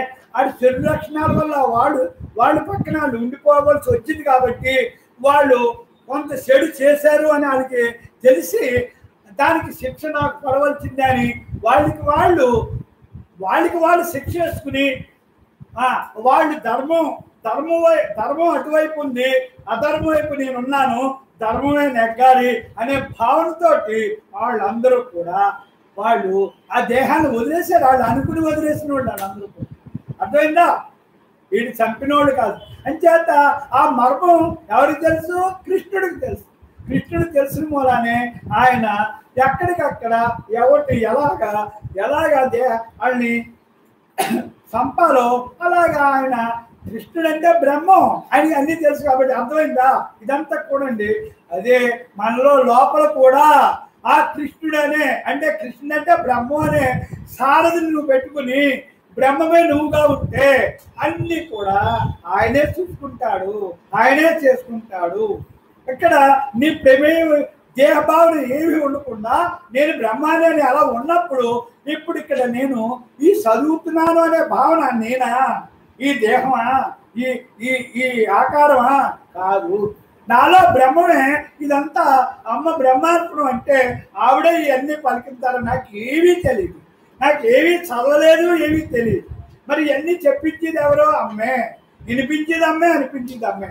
మరి ఇవన్నీ కూడా మరి అంత గొప్పవాళ్ళు అలా పోవడానికి కారణం ఏంటి అంటే వాళ్ళ యొక్క లక్షణాలు మంచి సత్సంగం లేదు వాళ్ళకి. సత్సంగం పక్కన లేరు. అర్థమైందమ్మా? సత్సంగం పక్కన సత్సంగం వాళ్ళకి తెలిసిన వాళ్ళు ఉన్న సావాస దోషం వల్ల వాళ్ళు అలాగా ప్రాణాలు వదలవలసి వచ్చింది. అవునా కాదా? అర్థం చేసుకోండి. దీన్ని బట్టి మనం నిజమే కదా. అంచేత మనం ధర్మం వైపు ఉంటే, ధర్మం అంటే బ్రహ్మంగా ఉన్నవాడు అక్కడ ధర్మంగానే ఉంటాడు. అన్ని లక్షణాలతోటి పూజింపబడతాడు. అది అక్కడ. ఇప్పుడు కృష్ణుడు మరి అందుచేత పూజింపడ్డాడా లేదా? కృష్ణుడి పక్కన పాండవులు ఉన్నారు కాబట్టి వాళ్ళు కూడా ఏమయ్యారు? సత్సంగం వల్ల, కృష్ణుడి యొక్క సత్సంగం వల్ల ఏమయ్యారు? వాళ్ళందరూ కూడా విజయాన్ని పొందారు కదా. అది ఇవన్నీ కూడా సత్సంగ బలం అలాంటిదమ్మా. ఈ సత్సంగం అంటే ఈ పురాణాలన్నీ కూడా మన నడకలు భావాలు గుణాలు మార్చుకుని నేర్చుకుని అలా ఉండటానికి అవన్నీ మహాత్ములు అవన్నీ కూడా ఆ పాత్రల ద్వారా మనకి వ్యక్తం చేశారు. అలాగే ఈ అమ్మ ద్వారా మనకి ఈ బ్రహ్మాన్ని వ్యక్తం చేయడానికి అమ్మ కూడా అపరిమిత తత్వమైన అమ్మ పరిమితంగా సాకార రూపంగా వచ్చి ఈ నిరాకార తత్వాన్ని ఇంత అనర్కణంగా అవలీలగా మరి ఆవిడ ఆచరించి అనుభవించి మనందరికీ ఎలా చెప్తామంటే ఇది మరి మనందరూ అదృష్టవంతులు అంతే. ఇక్కడ మరి ఈ పుస్తకాలన్నీ ఎన్ని పుస్తకాలు వేల పుస్తకాలు మరి వాళ్ళ డబ్బుతోటే ఆ దంపతులు డబ్బుతోటే ఎన్ని పుస్తకాలు ఈ పిల్లలకు ఉపయోగపడతాయి చిన్న పదాల్లో ఉన్నాయి అని మనకి ఆవిడ చెప్పిన మాటలు ఎందరో ఉపయోగపడతాయమ్మా అనేటప్పటికీ మీవే కాదమ్మా అందరూ బాగోవాలి అనే భావం అందరూ పిల్లలు చెప్తే నిజమే నాకు అలాగే ఉందిరా, మీరే కాదు అందరికీ ఇది ఉపయోగపడాలి నిజమే అని ఆవిడ వేల పుస్తకాలు వాళ్ళు డబ్బులతోటి ఆ దంపతులు డబ్బులతోటే ఎన్నో వేల పుస్తకాలు ఎన్నో ₹1 పుచ్చుకోకుండా ప్రతి పుస్తకానికి ₹1 ఎన్ని పుస్తకాలు ఇచ్చినా ₹1 ఆవిడ పుచ్చుకోలేదు. వాళ్ళు అక్కడ జ్ఞానానికి వాళ్ళ యొక్క కష్టార్జితమైన జ్ఞానానికి వాళ్ళ కష్టార్జితం వాళ్ళు ఖర్చు పెట్టి ఇక్కడ ఒకటి కాదమ్మా వాళ్ళు చేసిన పనులు చెప్పడానికి తీరదు. ఎన్నో మొత్తం అన్ని పూజలు సాకారంగా అన్ని పూజలు చేయించారు. ఎందుకు చేయించారు? సాకారం నిరాకారం వస్తేనైనా ఇక్కడ ఆకారాలు నిరాకారం ఆకారంలో నిరాకారాన్ని చూడాలి అనే భావన మనకు తెలవడానికి కోరిక లేకుండా ఇక్కడ కోరికతోటి పూజలు చేసేవాళ్ళు కోరిక లేకుండా పూజ చేసేది. అంతేగాని పూజ చేయకూడదు అని అమ్మ ఎప్పుడూ అనలేదు.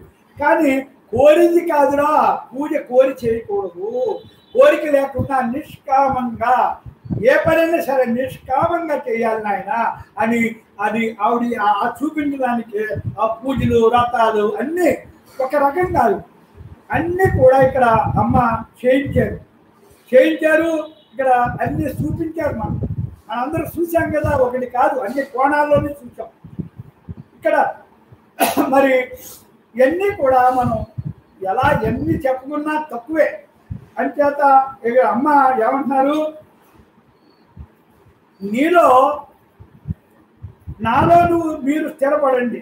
మరి అలా ఈ సత్సంగం వల్లే కదా మనం ఇంత బ్రహ్మంగా ఇలా హాయిగా ఆనందంగా ఉండగలుగుతున్నాం. అంటే మనం ఇక్కడ అదే కదా ఆ బ్రహ్మం నీవు అనే సత్యం అనుభవించండి. హాయిగా నేను బ్రహ్మానని అర్థమైంది కాబట్టి అలా ఉండిపోండి. సత్యాన్ని గ్రహిస్తే ఆనందం కలుగుతుంది కదరా, సత్యాన్ని ఆచరించి అనిపిస్తే నీకు ఏమవుతుందిరా ఆనందం వస్తుంది కదా, నిత్యానందంలో ఉంటున్నాడు కదా. సత్యాన్ని ఆచరించి అనుభవిస్తే స్థిరత్వం కలుగుతుంది కదా. హాయిగా స్థిరంగా ఇంకా అసలు నిశ్చలంగా నిర్మలంగా హాయిగా ఆనందంగా ఉండగలుగుతున్నారు కదరా సత్సంగులు. మరి మీరు అది ఆచరించారు కాబట్టి కదరా అని చెప్తున్నారు అమ్మ. మరి నిజమేనమ్మా అలాగే ఉండగలుగుతున్నాం తల్లి అంటున్నాం. ఇక్కడ స్థిరత్వం వల్ల నన్ను చేరుకుందు. ఆ ధ్యానంలో ఎక్కడుంటారు? నీలో ఉన్న బ్రహ్మంతో లైవ్ అయిపోతాం తల్లి. ఆ తల్లి అక్కడ సత్సంగులు అందరూ కూడా ఆ అమ్మలో లైవ్ అయిపోతాం. ఆ అమ్మలో లైవ్ అయిపోతాం కదా మనందరం కూడా. ఇక్కడ అమ్మ అంటే ఎవరు? బ్రహ్ముడా. అమ్మ అంటే ఆకారం కాదు, అది మాత్రం గుర్తుంచుకోండి. నేను అమ్మని కాదు, నేను గురువును కాదు అని చెప్తారమ్మ. మరి ఇవన్నీ కూడా ఎందుకు చెప్తారంటే నన్ను ఆకారంగా మీరు తీసుకోకండి, నేను చెప్పిన మాటలు నేను చెప్పిన నడకలు అన్నీ మీరు ఆచరించండి. మీరు నేను వస్తే ఆ కృష్ణుడు చెప్పిందే నువ్వు నేను అంటే ఎప్పుడు నీవు ఈ మమకారం అహంకారం వదిలించుకో. ఇక్కడ నేను నాదనే బంధాలు వదిలించుకో, ఈ దేహభావన వదిలించుకో. ఈ దేహం నువ్వు కాదు అనుకో. ఇదంతా లోపల చేసేది నేను అనుకో, అంతా నేనే చూసుకుంటానని చెప్పాడే. అంచేత ఇవన్నీ కూడా చేసేది బ్రహ్మం, చెప్పింది బ్రహ్మం, అనేది బ్రహ్మం, ఈయనది బ్రహ్మం, తినేది బ్రహ్మం అన్నీ కూడా. ఇక్కడ నేను మాట్లాడుతున్నాను. నేనంటే ఏంటి? ఈ దేహం అనే ఆకారంలో ఆ బ్రహ్మం అనే ఒక నేను ఉండి నేను మాట్లాడుతాను. ఆ బ్రహ్మమే మాట్లాడింది. ఈ మాట్లాడింది బ్రహ్మం. అంతే కదా, ఈ మాట్లాడేది బ్రహ్మం, మీలో ఇనిది బ్రహ్మం, అమ్మ అనిపించేది ఆళ్ళలో ఉన్న బ్రహ్మం అనిపించింది, నాలో ఉన్న బ్రహ్మం వినిపించింది, మీరు వింటున్నారు, అన్నీ బ్రహ్మే, అంతా బ్రహ్మే. ఆ భావంలో మనం ఎప్పుడు అలాగే మనకు తెలుసు. ఇవన్నీ కూడా ఇవన్నీ మనం ఇలా ఎందుకు అనుకుంటున్నామంటే బాగా స్థిరపడిపోవడానికి ఇక్కడ ప్రతి మాట మనకు తెలియంది కాదు, తెలిసిన దాన్నే, ఇక్కడ తెలిసిన దాన్నే పదే పదే పదే తప్పితే అదే మనం అవుతాం. తపనే తపస్సు. అమ్మ మరి 8 సంవత్సరం నుంచి ధ్యానం చేస్తూ ఆవిడ ఈ 2 మాటలే, దేహం నేను కాదు, నేను బ్రహ్మ అంటరా, అంతా నేనే అంతా అలాగే కదా, ఆవిడ అంతా నేనే భావం కదా, నేను బ్రహ్మాన్ని అనే భావనే కదా. ఇవన్నీ కూడా ఏంటి అంటే అలా అనుకుంటా అనుకుంటా అనుకుంటా అనుకుంటా అలా ఉండిపోతారు. మనం కూడా అలాగే ఆచరిస్తా అలా అనుభవిస్తాం. అలా అనుభవింతా ఇది ఇష్టం చేసుకుని అలా చేసుకుంటా ఉంటే ఈ దేహం వచ్చిన పని అది ఇష్టంగా చేసేసుకుంటే ఈ దేహం పని అయిపోతుంది. దేహం పని అంటే ఏంటి? విధి. నువ్వు చేసుకొచ్చిన విధి నీకు పూర్తవుతుంది. ఆ విధి ప్రకారం అన్నీ జరుగుతాయి. తర్వాత ఈ దేహం ఈ విధి అయిన తర్వాత ఈ కార్యకారణ దేహం కాదు, కార్యం అయిపోయిన తర్వాత ఈ దేహం కారణ దేహం మొత్తం ఈ స్థూల దేహం ఎప్పుడు దాకా నీ విధి అయ్యేదాకా ఈ స్థూల దేహం ఉంటుందమ్మా. నీ విధి అవగానే ఆఖరి శ్వాసకి ఇది నువ్వు ఉండమన్నా ఉండదు. అప్పుడు దాకా నువ్వు ఎలా ఉండాలి? కొత్తగా విధిని తయారు చేసుకోకుండా బ్రహ్మార్పణంగా విధి తయారవకూడదంటే దేహభావన ఉండకూడదు కదా. మరి దేహం నేను కాదు, నేను బ్రహ్మాన్ని అనే భావంతో బ్రహ్మంగా ఉంటూ బ్రహ్మార్పణ జీవితం గడిపెడతాం. ఇంకా కోరిది లేదు, అడిగేది లేదు, చెప్పేది లేదు, హాయిగా ఆనందంగా ఇలాగా ఉండి శక్తి యుక్తి ఈ సత్సంగం వల్ల, అమ్మ చెప్పటం వల్ల, అమ్మ చూపించడం వల్ల, అమ్మ ఆచరించి అనుభవించడం వల్ల మనం కూడా అవి అవలేలుగా ఆచరించి అనుభవిస్తాం. దీనికి అసలు దీనికి ఎలా చెప్పుకోవాలన్నది మరి నాకు తెలియట్లేదు. ఏదో నా నోటికి వచ్చింది, ఇక్కడ అమ్మ చెప్పింది.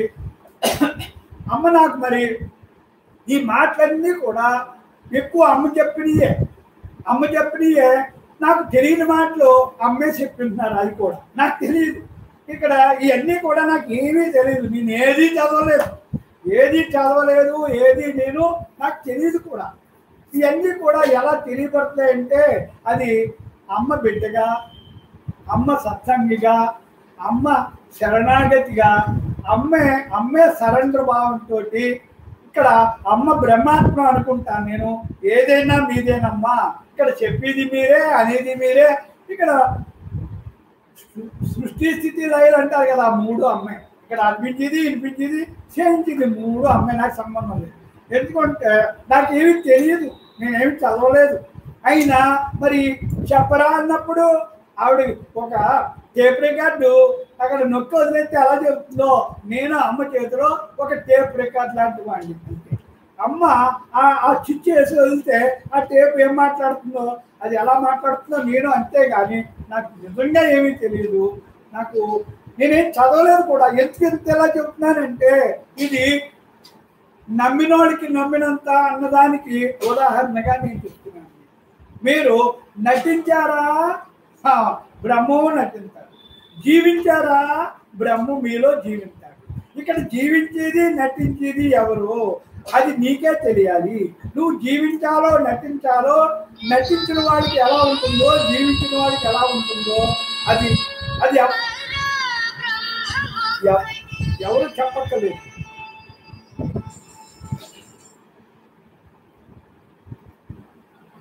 ఎవరు ఇక్కడ చెప్పేది కాదు. ఇది అర్థమైందమ్మా? అంచేత ఇవన్నీ కూడా మనకి అర్థమైతే అసలు క్షణం కూడా వ్యర్థం చేసుకో. అర్థమైంది కాబట్టి ఇప్పుడు మనం ఇంక దేనికి విలువ ఇవ్వట్లేదు. ఎందుకు విలువ ఇవ్వట్లేదు అంటే ఇక్కడ మనకి నిజం తెలిసింది కాబట్టి మనం దేనికి విలువ ఇవ్వట్లేదు. ఏది నిజమో అర్థమైంది, ఎలా ఉండాలో అర్థమైంది, ఎలా నడవాలో అర్థమైంది, ఎలా ఈ భావనక్షేత్రం ఎలా మార్చుకోవాలో అర్థమైంది. ఇవన్నీ ఎలా అర్థమైంది? సత్సంగం వల్ల, ఇక్కడ సత్సంగంలో కూర్చోవటం వల్ల, అంతే కదా. సత్సంగంలో మనం ఉండటం వల్ల ఇవన్నీ మనకు అవును కదమ్మా. అంటే చూడండి, ఇక్కడ ఇవన్నీ కూడా నేను మీరు కోరుకుంది ఇచ్చుటకు రాలేదు. మీరు ఏదో కోరుకుంటే అది ఇద్దామని నేను రాలేదు. కానీ నేను ఇచ్చు దానిలో మీరు కోరిన దానికన్నా మించింది కలదురా. అసలు ఇక్కడ నీకేం కోరుకోవాలో నీకేం తెలుసు? నీకేం తెలియదు. నీకేమి ఇవ్వాలో నాకు తెలుసు. అర్థమైందా? నీ కోరిక నీకు ఇప్పుడు నిజంగా మనకి ఏం తెలియనప్పుడు భగవంతుడు వచ్చే డబ్బు అడుగుతాం, ఏదో అడుగుతాం కదా. మరి ఇప్పుడైతే ఇప్పుడు భగవంతుడు వచ్చి నీకేం కావాలంటే నువ్వే కావాలంట, అంతే కదా. నువ్వే కావాలంటే అన్నీ ఉన్నట్టే కదా. ఇచ్చేవాడే నువ్వు కోరేస్తావు, ఇంకా విడిగా అసలు ఎడ తీసుకోవు. అది ఇక్కడ గొప్పతనం. అంచేత ఇక్కడ చూడండి, నేను అమ్మంటున్నారు, అరే నేను సత్సంగులు, నేను మీరు కోరింది ఇచ్చుటకు రాలేదురా. మీరు ఏదో కోరుతున్నారు ఆ కోరికలు. అదే అమ్మంటారు, దేహపరంగా ఏ కోరిక కోరద్దు, కోరితే నేను ఇవ్వను, అది నేను ఇచ్చేదాన్ని కాదు. మీ మీ ఫలితం అది మీరు చేసుకొచ్చింది మీకు వస్తుంది, అంతేగాని నేను ఆ మార్పులు చేర్పులు చేసేవాడిని కాదు. కానీ మరి ఏం చేస్తారు? నీకు ఇక్కడ ఏమిస్తే నీకు అన్నీ ఉంటాయో అది నేను ఇస్తాను, ఏది ఇస్తే నీకు ఏది కోరకుండా ఉండాలో అది నేను ఇస్తాను. అది నేను చెప్పేది. నేను ఇచ్చేదానిలో మీరు ఇంక కోరిన దానికన్నా మీకేం తెలుసు? మీకు ఏం కావాలో నాకు తెలుసు. అదేనా అది ఇస్తాను అని చెప్తున్నారు. మరి అదేంటంటే, నేను మీ జీవితపు కోరికలు తీర్చను. ఈ బాహ్య కోరికలు నేనేమి తీర్చేవాడిని కాదు, తీర్చేదాన్ని కాదు. అసలు జీవితపు ఉచ్చులో, ఈ జీవితపు ఉచ్చులో చిక్కుకుంటే పరిస్థితిని, ఇక్కడ ఈ బాహ్యంగా మనం ఈ చిక్కులో పడిపోతున్నాం కదా, మనసు ఇంద్రియాలతోటి చిక్కుకునే పరిస్థితిని త్రెంచివేసి మొత్తం ఈ ఇందులో చిక్కుకునే దాని చిక్కులన్నీ తెంచుతానంటే తెంచుకునేలా చేస్తారు. అవి చెప్తారు, నువ్వు ఎందులో పట్టుకుంటున్నావో చెప్తారు. అది ఏది ఎలా వదలాలో తెలుసుకుంటావు, అలా ఉంటావు. అది అక్కడ అమ్మ చెప్పేది. మీరు ఏ సుఖాన్ని ఆశించి జన్మల్లో చిక్కుకుంటున్నారో, మరి జన్మచక్రంలో ఏది ఆశించి ఎలా చిక్కుకున్నారో మళ్ళీ తిరుగుతున్నారో, అట్టి సుఖ సౌఖ్యాలు మీ బ్రహ్మస్వరూపంలోనే లభించును, కోరకుండా లభించునని. చూసారా? అలాంటి సుఖాలు ఇక్కడ మనం సుఖాలకే కదమ్మా కోరింది బాహ్యంగా. మరి ఏమంటున్నారమ్మా? మీ బ్రహ్మస్వరూపంలోనే లభించును. ఇవన్నీ కూడా మీ స్వరూపంలోనే లభించును. కోరకుండా లభించినది మీ స్వరూప. కోరకుండా నువ్వు కోరక్కలేదు. నువ్వు బ్రహ్మంగా ఉంటే నీకు అన్ని సుఖాలు ఈ స్వరూపమే సుఖ స్వరూపం అని చెప్తున్నారు. బంధించకుండా సౌఖ్యాన్ని ఇచ్చినది మీ స్వస్వరూప సౌఖ్యం. మీ స్వస్వరూప బ్రహ్మ అంటే నువ్వు కోరక్కలేదు, కోరకుండానే నీకు అన్ని ఇస్తుంది. నువ్వు బ్రహ్మంగా ఉంటే ఆ బ్రహ్మంగా ఉండేలా నేను చేస్తాను అని చెప్తున్నారు. ఇక్కడ అంటున్నారా, శాశ్వతానందాన్ని అడుగకనే మీకు అందించినది మీలో ఉన్న బ్రహ్మం. మీలో ఉన్న బ్రహ్మంతో ఉంటే మీకు శాశ్వతంగా ఆనందం. ఎప్పుడు మన బ్రహ్మంగా ఉంటే అమ్మ మరి శాశ్వతంగా ఆనందంగా ఉంటుంది. ఇప్పుడు మనం కూడా తెలుసుకుని ఆచరించుకుంటే మనం ఆనందంగానే ఉంటుంది కదండి మనందరూ కూడా. అది శాశ్వతానందాన్ని అడుగకనే మీకు అందించును మీ బ్రహ్మం. మీలో ఉన్న బ్రహ్మం, ఆ బ్రహ్మాన్ని పట్టుకుంటే ఎప్పుడు ఆనందమే, శాశ్వతం. అది అట్టి మీ సుఖాన్ని అక్కడ చూడండి. ఇక్కడ అట్టి మీ బ్రహ్మ సుఖాన్ని, బ్రహ్మానందాన్ని, ఇంకా బ్రహ్మానందాన్ని అవధులు చూసారా, మీకు అవగతం చేసి, మీకు తెలిసేలా చేసి, కాలచక్రం నుండి స్వేచ్ఛను ప్రసాదించేదను రా సత్సంగులు. అంతే. ఆ కాలచక్రంలో నువ్వు పడకుండా, మళ్ళీ జన్మకి రాకుండా నేను చేస్తాను. ఏంటి? ఇక్కడ నేను చెప్పింది మీరు పట్టుకుంటమే, ఆచరించి అనుభవించడమే, ఆ లక్షణాలతో ఉండటమే అని చెప్తున్నారమ్మ. మరి ఇక్కడ ఏమంటున్నారు? మీకు మీ ఆత్మసుఖాన్ని, ఆత్మానందాన్ని అవగతం చేసి కాలచక్రం నుండి స్వేచ్ఛను ప్రసాదించు. కాలచక్రం అంటే జన్మల్లో తిరగకుండా, కర్మ లేకుండా, కర్మ ఉంటేనే కదా జన్మండి. ఆ కర్మ దేహభావం లేకుండా, కర్మ లేకుండా నేను అలాగా కాలచక్రం నుండి చేతిని ప్రసాదించడం రా సత్సంగులు. దీనికై మీరు నా దృష్టిలో ఉండవలెను. అది నా దృష్టిలో ఉండాలి. అంటే దృష్టి అంటే ధ్యాసలో ఉండాలి. ఆ ధ్యాసలో నువ్వు ఉన్నావా? నా దృష్టిలో అంటే బ్రహ్మ దృష్టిలో. అమ్మ మరి చెప్పింది అమ్మ బ్రహ్మం కదా, బ్రహ్మమ్మ కదా అని చేత నా దృష్టిలో మీరు ఉండవలెను. నా దృష్టిలో మీరు ఎప్పుడు ఉందురుగాక. మీరు ఎప్పుడైతే నా దృష్టిలో ఉంటారంటే ఏం చెప్పంటారా? ముందురనగా ఎప్పుడు ఉంటారు అంటే మీకు నాకు మధ్య ఎట్టి పంచభూతాత్మకమైన చింతన అడ్డుపడకుండా ఉంది. ఎలాంటి కోరికలు, ఎలాంటి వికల్పాలు, ఏ భావన లేకుండా.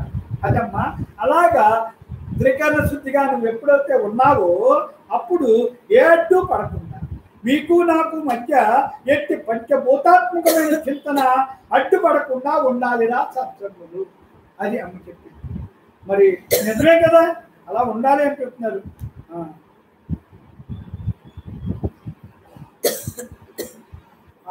చూసారా, అడ్డుపడకుండా ఉండాలి. చింతన అహంకారాన్ని మమకారాన్ని ప్రపంచపరంగా ఉండును. ఇక్కడ ఏమంటున్నారు? పంచభూతాత్మకమైన చింతన అడ్డుపడకుండా ఉండాలి.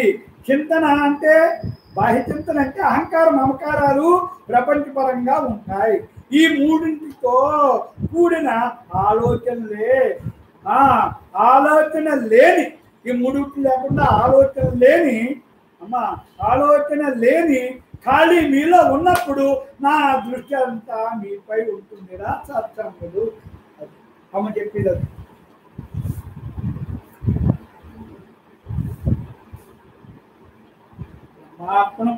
చూడండి అమ్మ మరి చెప్పి మాటల్లో చూసారా, నేను మీరు కోరేది ఇచ్చుటకు రాలేదురా సత్సంగులు, నేను ఇచ్చి దానిలో మీరు కోరేదానికన్నా మించి కలదురా. మీకేం కావాలో మీకు తెలియదు కాబట్టి అలాంటిది ఇక్కడ ఈ సత్సంగంలో మనకు నిజంగా తెలియబడుతుంది కదండి. మరి ఇంతకంటే ఆనందం ఏంటి చెప్పండి.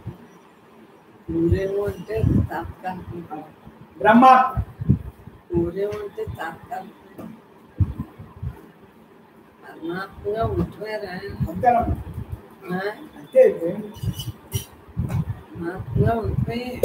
మన కోరికేంటి ఉన్నంతసేపు అలా హాయిగా బ్రహ్మంగా ఉంటే అదే మనం ఈ కోరిక వల్ల ఉంది జన్మరాహిత్యం. మన వల్ల ఎవరికి ఇబ్బంది ఉండదు అని వ్యవహారం అంటారు. ఉన్నదంతా నేనే అన్న భావంతో ఈ నేనే అన్నీ జరుగుతుంది. బ్రహ్మం తప్ప రెండవది ఏ దేహాలైనా సరే శ్మశానమే కదా, తల్లిగర్భం నుంచి వచ్చిన శ్మశానం వెళ్ళటం ఖాయమా. మరి ఇంక దేనికి ఏ కోరుకుంటాం? ఈ వేళ కాబట్టి కొన్నాడైనా ఇది తప్పదు కదా. ఏది వచ్చిన బ్రహ్మాత్మ అనుకుంటే అంటే నిర్భయత్వం, దాంట్లోనే మనం రమించాలి. నువ్వంతా నేనే, నేనే నీ జరుగుతుంది అని అలా సాక్షిగా ఉంటుంది. అది ఏదైనా ఏదుందో అది అలా జరుగుతుంది. మళ్ళీ ఆ కష్టాలు మనం ఏం కోరినా మళ్ళీ ఆ కష్టాలే మరలా మన జన్మలను మనం తెలుసుకున్నట్టే కదా. మన జన్మలు మనం తెలుసుకున్నట్టే, మన జన్మలు తెలుసుకున్నట్టే కదా. పరమాత్మ స్వరూపులను తీయాలండి. సెలవించి తీరుతాడు. రోజు తీరుతున్నాడా?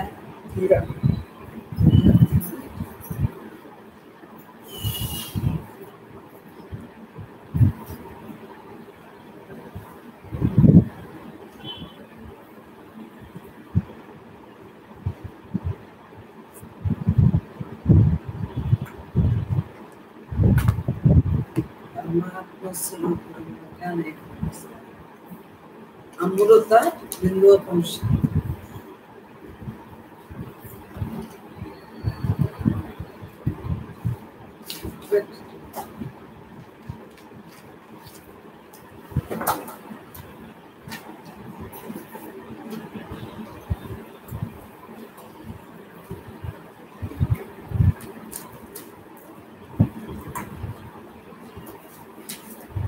నాసరహిత్మ పరబ్రహ్మము ఆత్మశాంతిని కోరు జ్ఞాని సదా ధ్యానించు.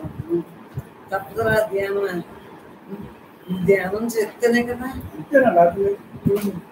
శ్రేష్టమైన నాసరహితమైన శ్రేష్టమైన బ్రహ్మం కలుగు ముందని తెలుపుతాను కదా. చక్కగా పరబ్రహ్మ మనకి అందరికీ బ్రహ్మజ్ఞానం అందింది కాబట్టి ఇంత ఈజీగా ఉండగలుగుతుంది.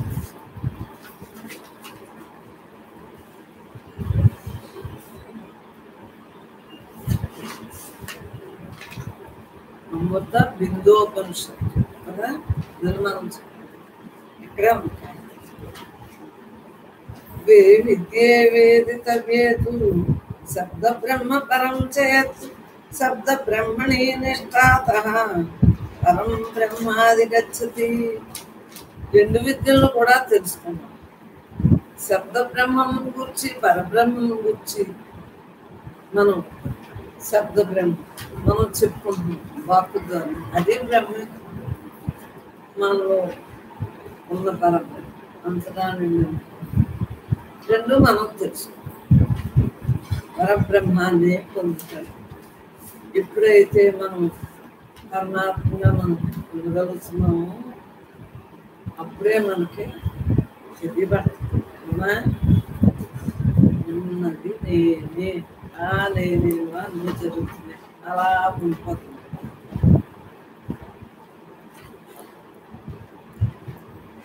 గ్రంథం అభ్యసమేధావి జ్ఞాన విజ్ఞాన తత్పరః కలాలమివాదాన్యాది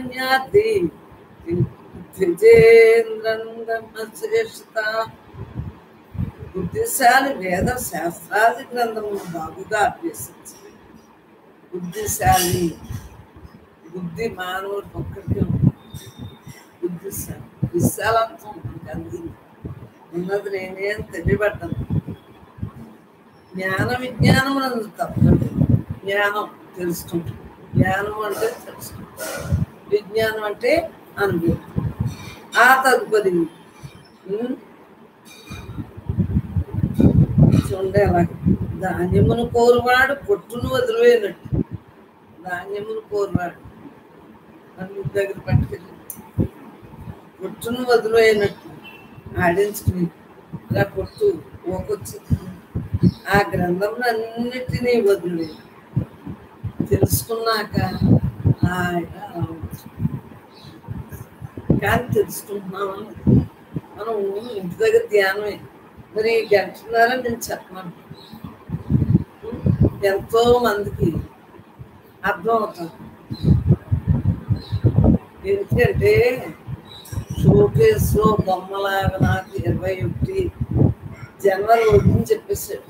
1 నెల జనవరి. ఇదేంటి ఇంకానే ఎలా ఉండాలి అంటే షోకేస్లో బొమ్మలా ఉంది హాయిగా. అలా ఏమనుకోండి యాస పాసది ఇట్లోకి వెళ్ళిపోయామనుకోండి కొట్టు బంధాలే. నేను మరి అప్పటి నుంచి షోకేస్లో బొమ్మ అంటలేదు. భలే ఉంది ఇలా షోకేస్లో ఎలా ఉంది నిశ్చలంగా అంతే. ఇంకా అలా ఉండమన్నాను. నేను అప్పటి నుంచి ఉండలేదు. షోకేస్లో బొమ్మ దాన్ని ఇంకంతే చూపించదు. అందరూ కూడా అమ్మ చెప్పేది అంతిమ చెప్పు. అది అలాగే ఉండటానికి ఇదంతా ట్రైనింగ్ అయ్యి చక్కగా ఇంటికాడ షోకేస్ బొమ్మలాగా మనం కూడా ఉండాలి. అలా ధ్యానం ఇక్కడ వినాలి, అక్కడ ఉండాలి. అదే తెలుసుకోవటానికి వినాలంటే శబ్ద బ్రహ్మాన్ని తెలుసుకోవాలి అంటే పరబ్రహ్మం గురించి తెలుసుకోవాలి అంటే శబ్ద బ్రహ్మం ద్వారానే కదా తెలుసుకుంటాం. లేకపోతే ఎలా తెలుస్తుందమ్మా? నాకంటే చిన్నప్పటి నుంచి మహానుభావులు నిశ్శబ్దం అలా తెలియబడ్డది. నిశ్శబ్దం గురించి తెలుసుకోవాలంటే శబ్దం ద్వారానే తెలుస్తుంది. శబ్దం ద్వారా తెలుసుకున్న తర్వాత నిశ్శబ్దం అవుతుంది. నిశ్శబ్దంలో నుంచి శబ్దం వచ్చింది. నిశ్శబ్దం ముందు మనకి విధానం నిశ్శబ్దం. నిశ్శబ్దంలో నుంచి శబ్దం అలవాటు. ఈ శబ్దాన్ని అతిగా వాడుకుని అన్ని దేహాల అవతారాలే కదా. అందరం దేవుడు అవతారం. గవామనేక వర్ణానాం క్షీరస్యేప్యేక వర్ణత క్షీరా తత్వస్య తే జ్ఞానం లింగినస్తు గవామ్యదా.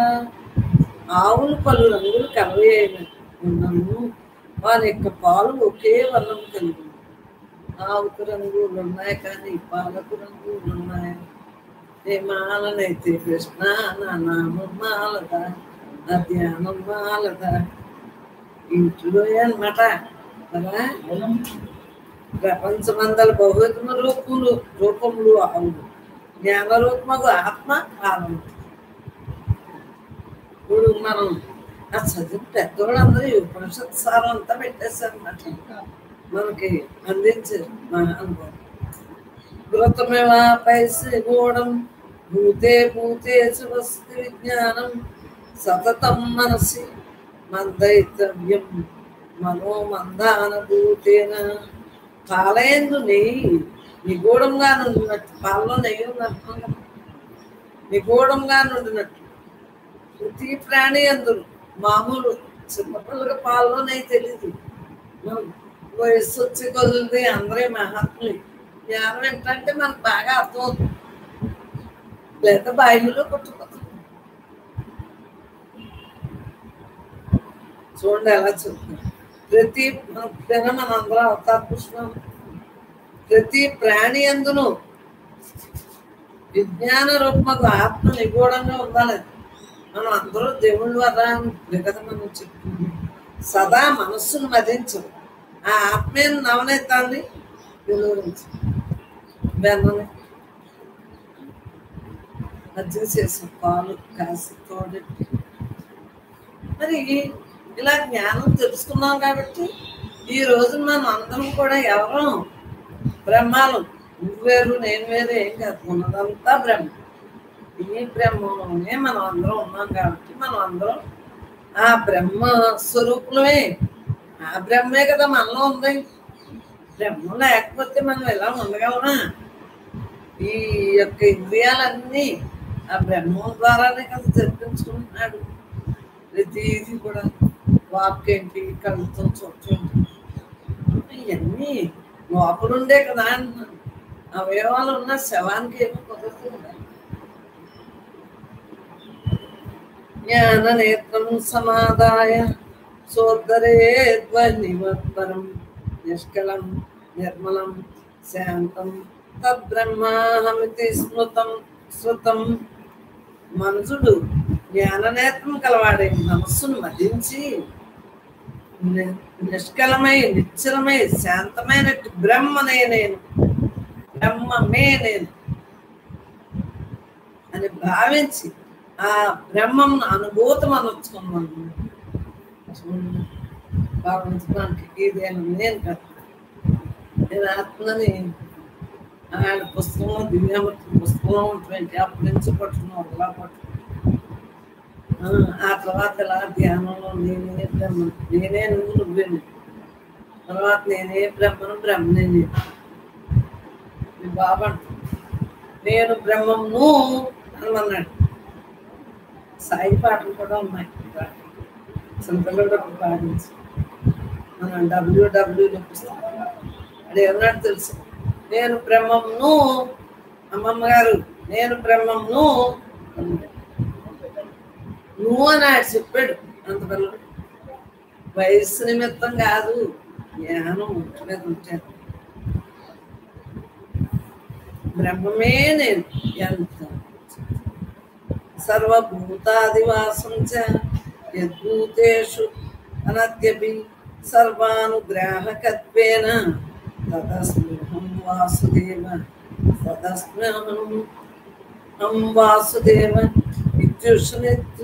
సమస్త ప్రాణులకు ఆధారంగా ఉన్నవాడై, ప్రతి ప్రాణికి భగవంతుడే కదా, బ్రహ్మే కదా. సమస్త ప్రాణులందు వసించు ప్రాణంలో ఉన్నాడు, ప్రాణంగా మరి ఉన్నాడా లేదు. సమస్త ప్రాణులను సంరక్షించున్న వాసుదేవుడే నేను. ఆ వాసుదేవుడే ఉన్నది పరమాత్మే అన్నది మనకు తెలియబడ్డందా లేదా? బ్రహ్మం తప్ప రెండు అమృత నాదోపనిషత్.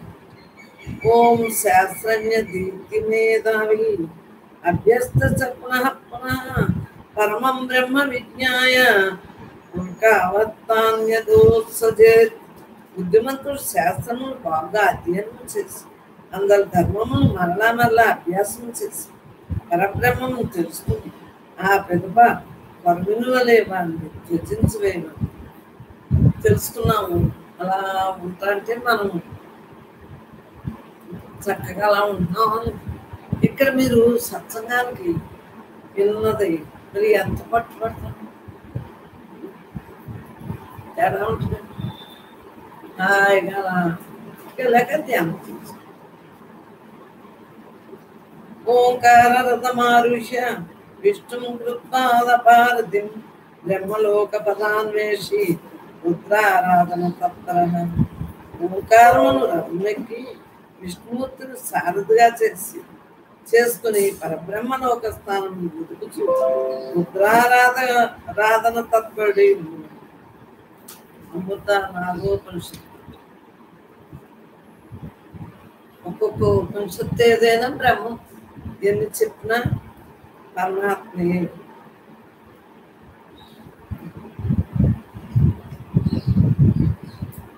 తావద్రయదేన గంతవ్యం మావ ద్రదా పదిస్థితః స్థాతారథపదిస్థానం తదా ముసిద్ధ్యగచ్చతి. బ్రహ్మలోక యాత్రాపరుడైన సాధకుడు రథమార్గం ఉన్నంత వరకు రథములో పోయి తదుపరి రథము వీడి బ్రహ్మలోకం. చూడండి, మన సినిమాలో చూడలేదా? ఏమన్నా వస్తుంది అవన్నీ సినిమాలో చూపించారు కదా. వారు అలా వెళ్ళింది మనం అందరూ చూసామో లేదా? శబ్దాది విషయాస్పంత శబ్దాది విషయాన్ పంచ మానచ్చైవాది సంచలం చింతయేదాత్మనో రశ్మి లభ్యాహారస్స ఉచ్యతే. శబ్ద స్పర్శాది విషయంలో ఇది అతి చంచలమగు మనస్సు అను పగ్గమును వసుమందుంచుకుని సంయమశీలుడై ఇండుట ప్రత్యాహారం. శబ్ద స్పర్శ రూప స్కందాలు జ్ఞానేంద్రియాలు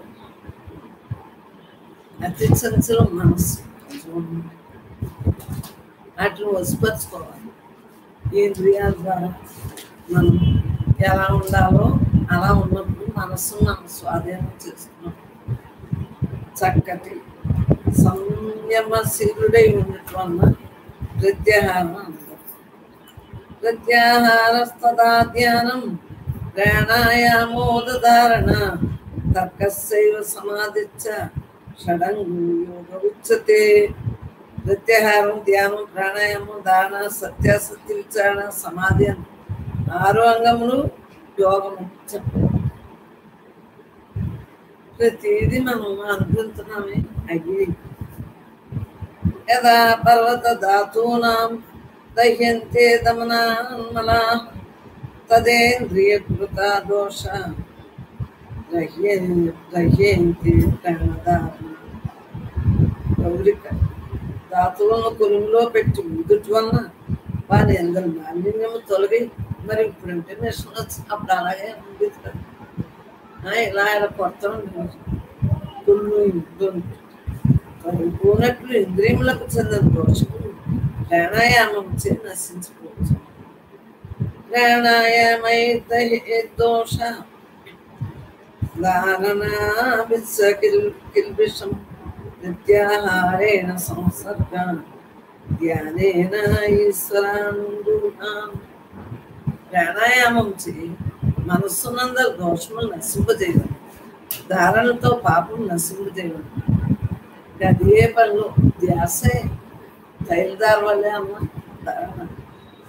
నేను బ్రహ్మాన్ని అని తెలిసాక బ్రహ్మంగా ఉండిపోవటమే. చక్కగా విద్యాహారం చేసాం, సర్వదోషం నశింపజేయడం, ధ్యానం చే అనాత్మీయ వ్యాపృతి గుణము నశింపజేసాం. క్షయం నేత్వ రుచిరం శైవ సింతే. పాపం నశింపజేసుకుని ఉత్తమమైన ఆత్మను గురించి చింతన చేయడం. నువ్వు ఎన్ని నేర్చుకున్నా ఆత్మతత్వంతో ఉండమని ఎందుకు చెబుతున్నామే? ఎన్ని నేర్చుకున్నా అది అన్ని క్లాసులు ఎలా అవసరమో అంత అవసరమే. కానీ ఇంక దాంట్లోనే ఉండిపోకుండా ఆత్మతత్వంగా మనం మిగలాలి, తెలుసుకోవాలి. నాలో బ్రహ్మ ఉంది, నీలో ఉంది, అందరిలో ఉంది, అంతలో ఉందని తెలుసుకోవాలి. సవ్యావృత్తిం ప్రణవాం గాయత్రీం పఠేదాయత ప్రాణాయామస్య ఉచ్యతే.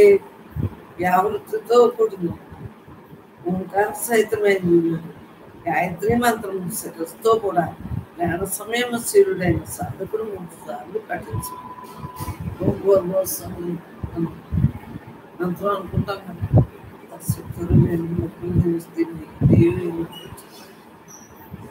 అయ్యేది ప్రాణాయామం.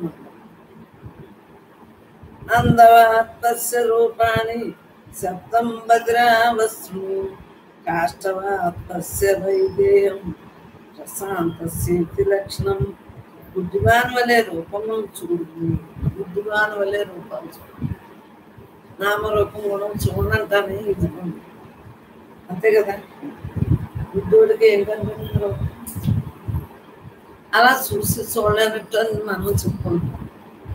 అలా ఏమీ లేదంటే ఏమీ లేనట్టు అలా ఉంటుంది. చెవిటి వాని వల్లే శబ్దం, చెవుడు ఉన్నోడికి వినిపిస్తుంది కదా, అలా ఏమనుకుంటుంది. దేహమును పొయ్యవలే చూడు. ఏ దేహం? నా దేహం, నీ దేహం పొయ్యవలే, అంతే కదా. ఇదే ప్రశాంతం యొక్క లక్షణం. మనం చేద్దామా లేదా? అదే మనకు ఉపనిషత్తు చూద్దాం. బ్రహ్మాత్మ చూడు టైం 11 అయింది. పరమాత్మ స్వరూపులందరికీ నమస్తే. చూసుకోవచ్చు. బ్రహ్మాత్మ చూడండి అమ్మ ఇక్కడ మనం బ్రహ్మాన్ని నేర్చుకున్నప్పుడు మనం కొన్ని లక్షణాలు గుణాలు మనకి కావాలి, ఉండాలి అంటూ మనకు కొన్ని చెప్పారు. ఆ మాటలన్నీ మనం చక్కగా చెప్తున్నాం. అమ్మ అరే సత్సంగులు బ్రహ్మమే నీ గురువురా, బ్రహ్మమే చేస్తున్నాం అనుకో చెప్పలేం.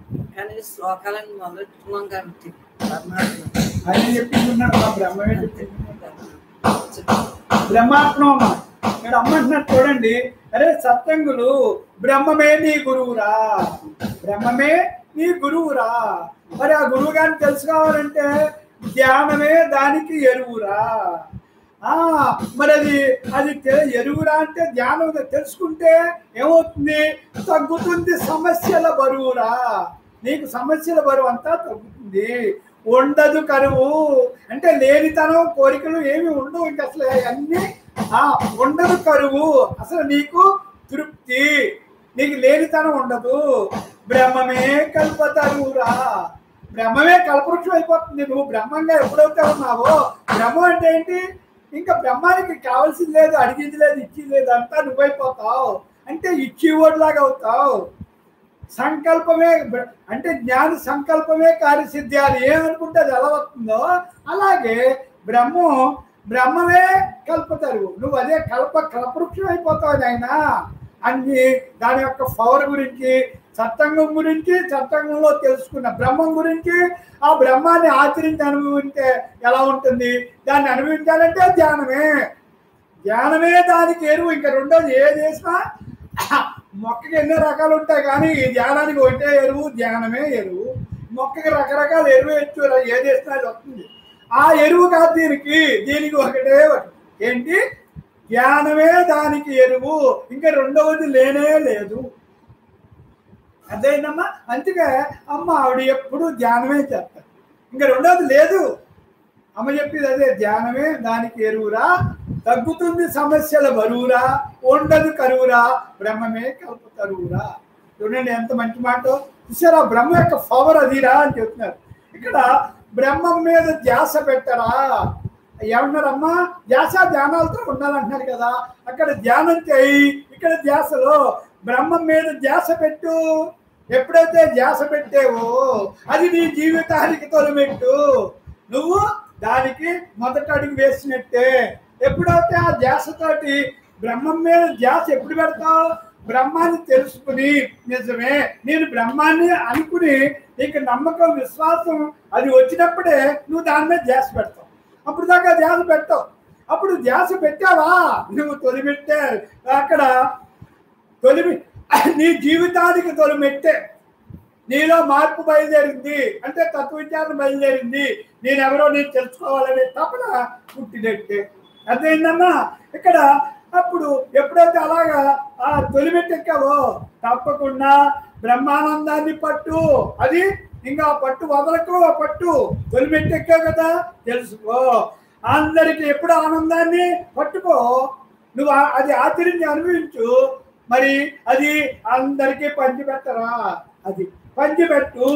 అప్పుడు అందరికీ అది పంచిపెట్టు. నువ్వు అది ఆచరించి అనుభవించే ధ్యాస ధ్యానాలతో ఉండి. ఇప్పుడు అమ్మ చేసే పని అయితే ఆవిడ అది ఆ ధ్యాస ధ్యానాలు ఆచరించారు, అనుభవించారు, అది అందరికీ పంచుతున్నారు. పంచు.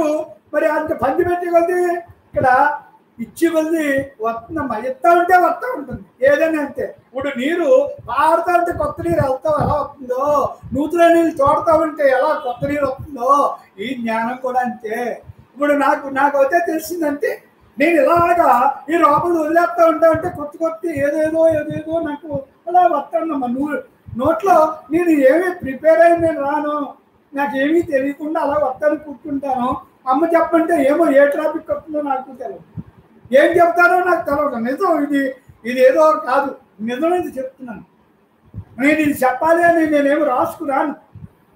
అదే అమ్మ చెప్పారు, రాసుకొచ్చావంటే రాసినంత చెప్పి ఆగిపోతాం.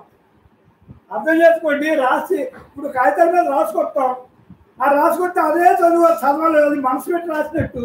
ఆ మనసు పెట్టి రాసినప్పుడు అదే చదువుతాం. అది అయిపోయాక అయిపోయిందమ్మా అంటాం. అలాగా ఈ పేపర్లు ఎన్ని చదువుతాం ఇక్కడ. అంచేతే నాకు అనిపించింది, నేను మనసు పెట్టి నేను అనే భావం లేకుండా ఆ బ్రహ్మ ఏం చెప్పుకుంటే నాకు తెలియదు, అది అమ్మే చెప్పించుకుంటారు. మగ గొంతు కావాలని ఆవిడ అన్నారు, ఈ గొంతుకు కావాలన్నారు. ఈ గొంతుకు ఆవిడకి నాకు సంబంధం లేదు, ఈ గొంతుతో ఏ శబ్దం అవుతుందో నాకు సంబంధం లేదు అంతే. అది నేను 100కు 100 అలాగే ఉంటాను. మరి ఇవన్నీ కూడా ఎందుకు చెప్తున్నానంటే, అలా నేను చెప్పకపోతే మీరు కూడా అలాంటి భావాల్లో చక్కగా ఉండాలి.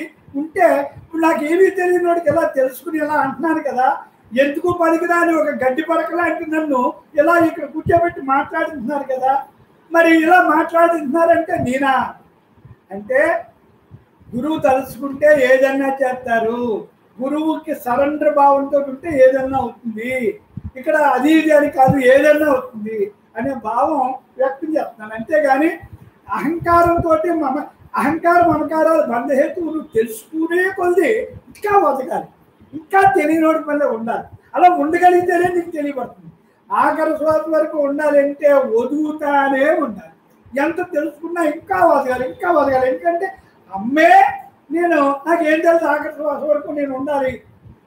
కానీ ఆవిడే నాకేం తెలియదు అన్నప్పుడు మనకేం తెలుస్తుందమ్మా. మనం ఎంత అమ్మ మన అందరినీ అహంకార మమకారాలు రాకుండా అక్కడే కొడతారు దెబ్బ.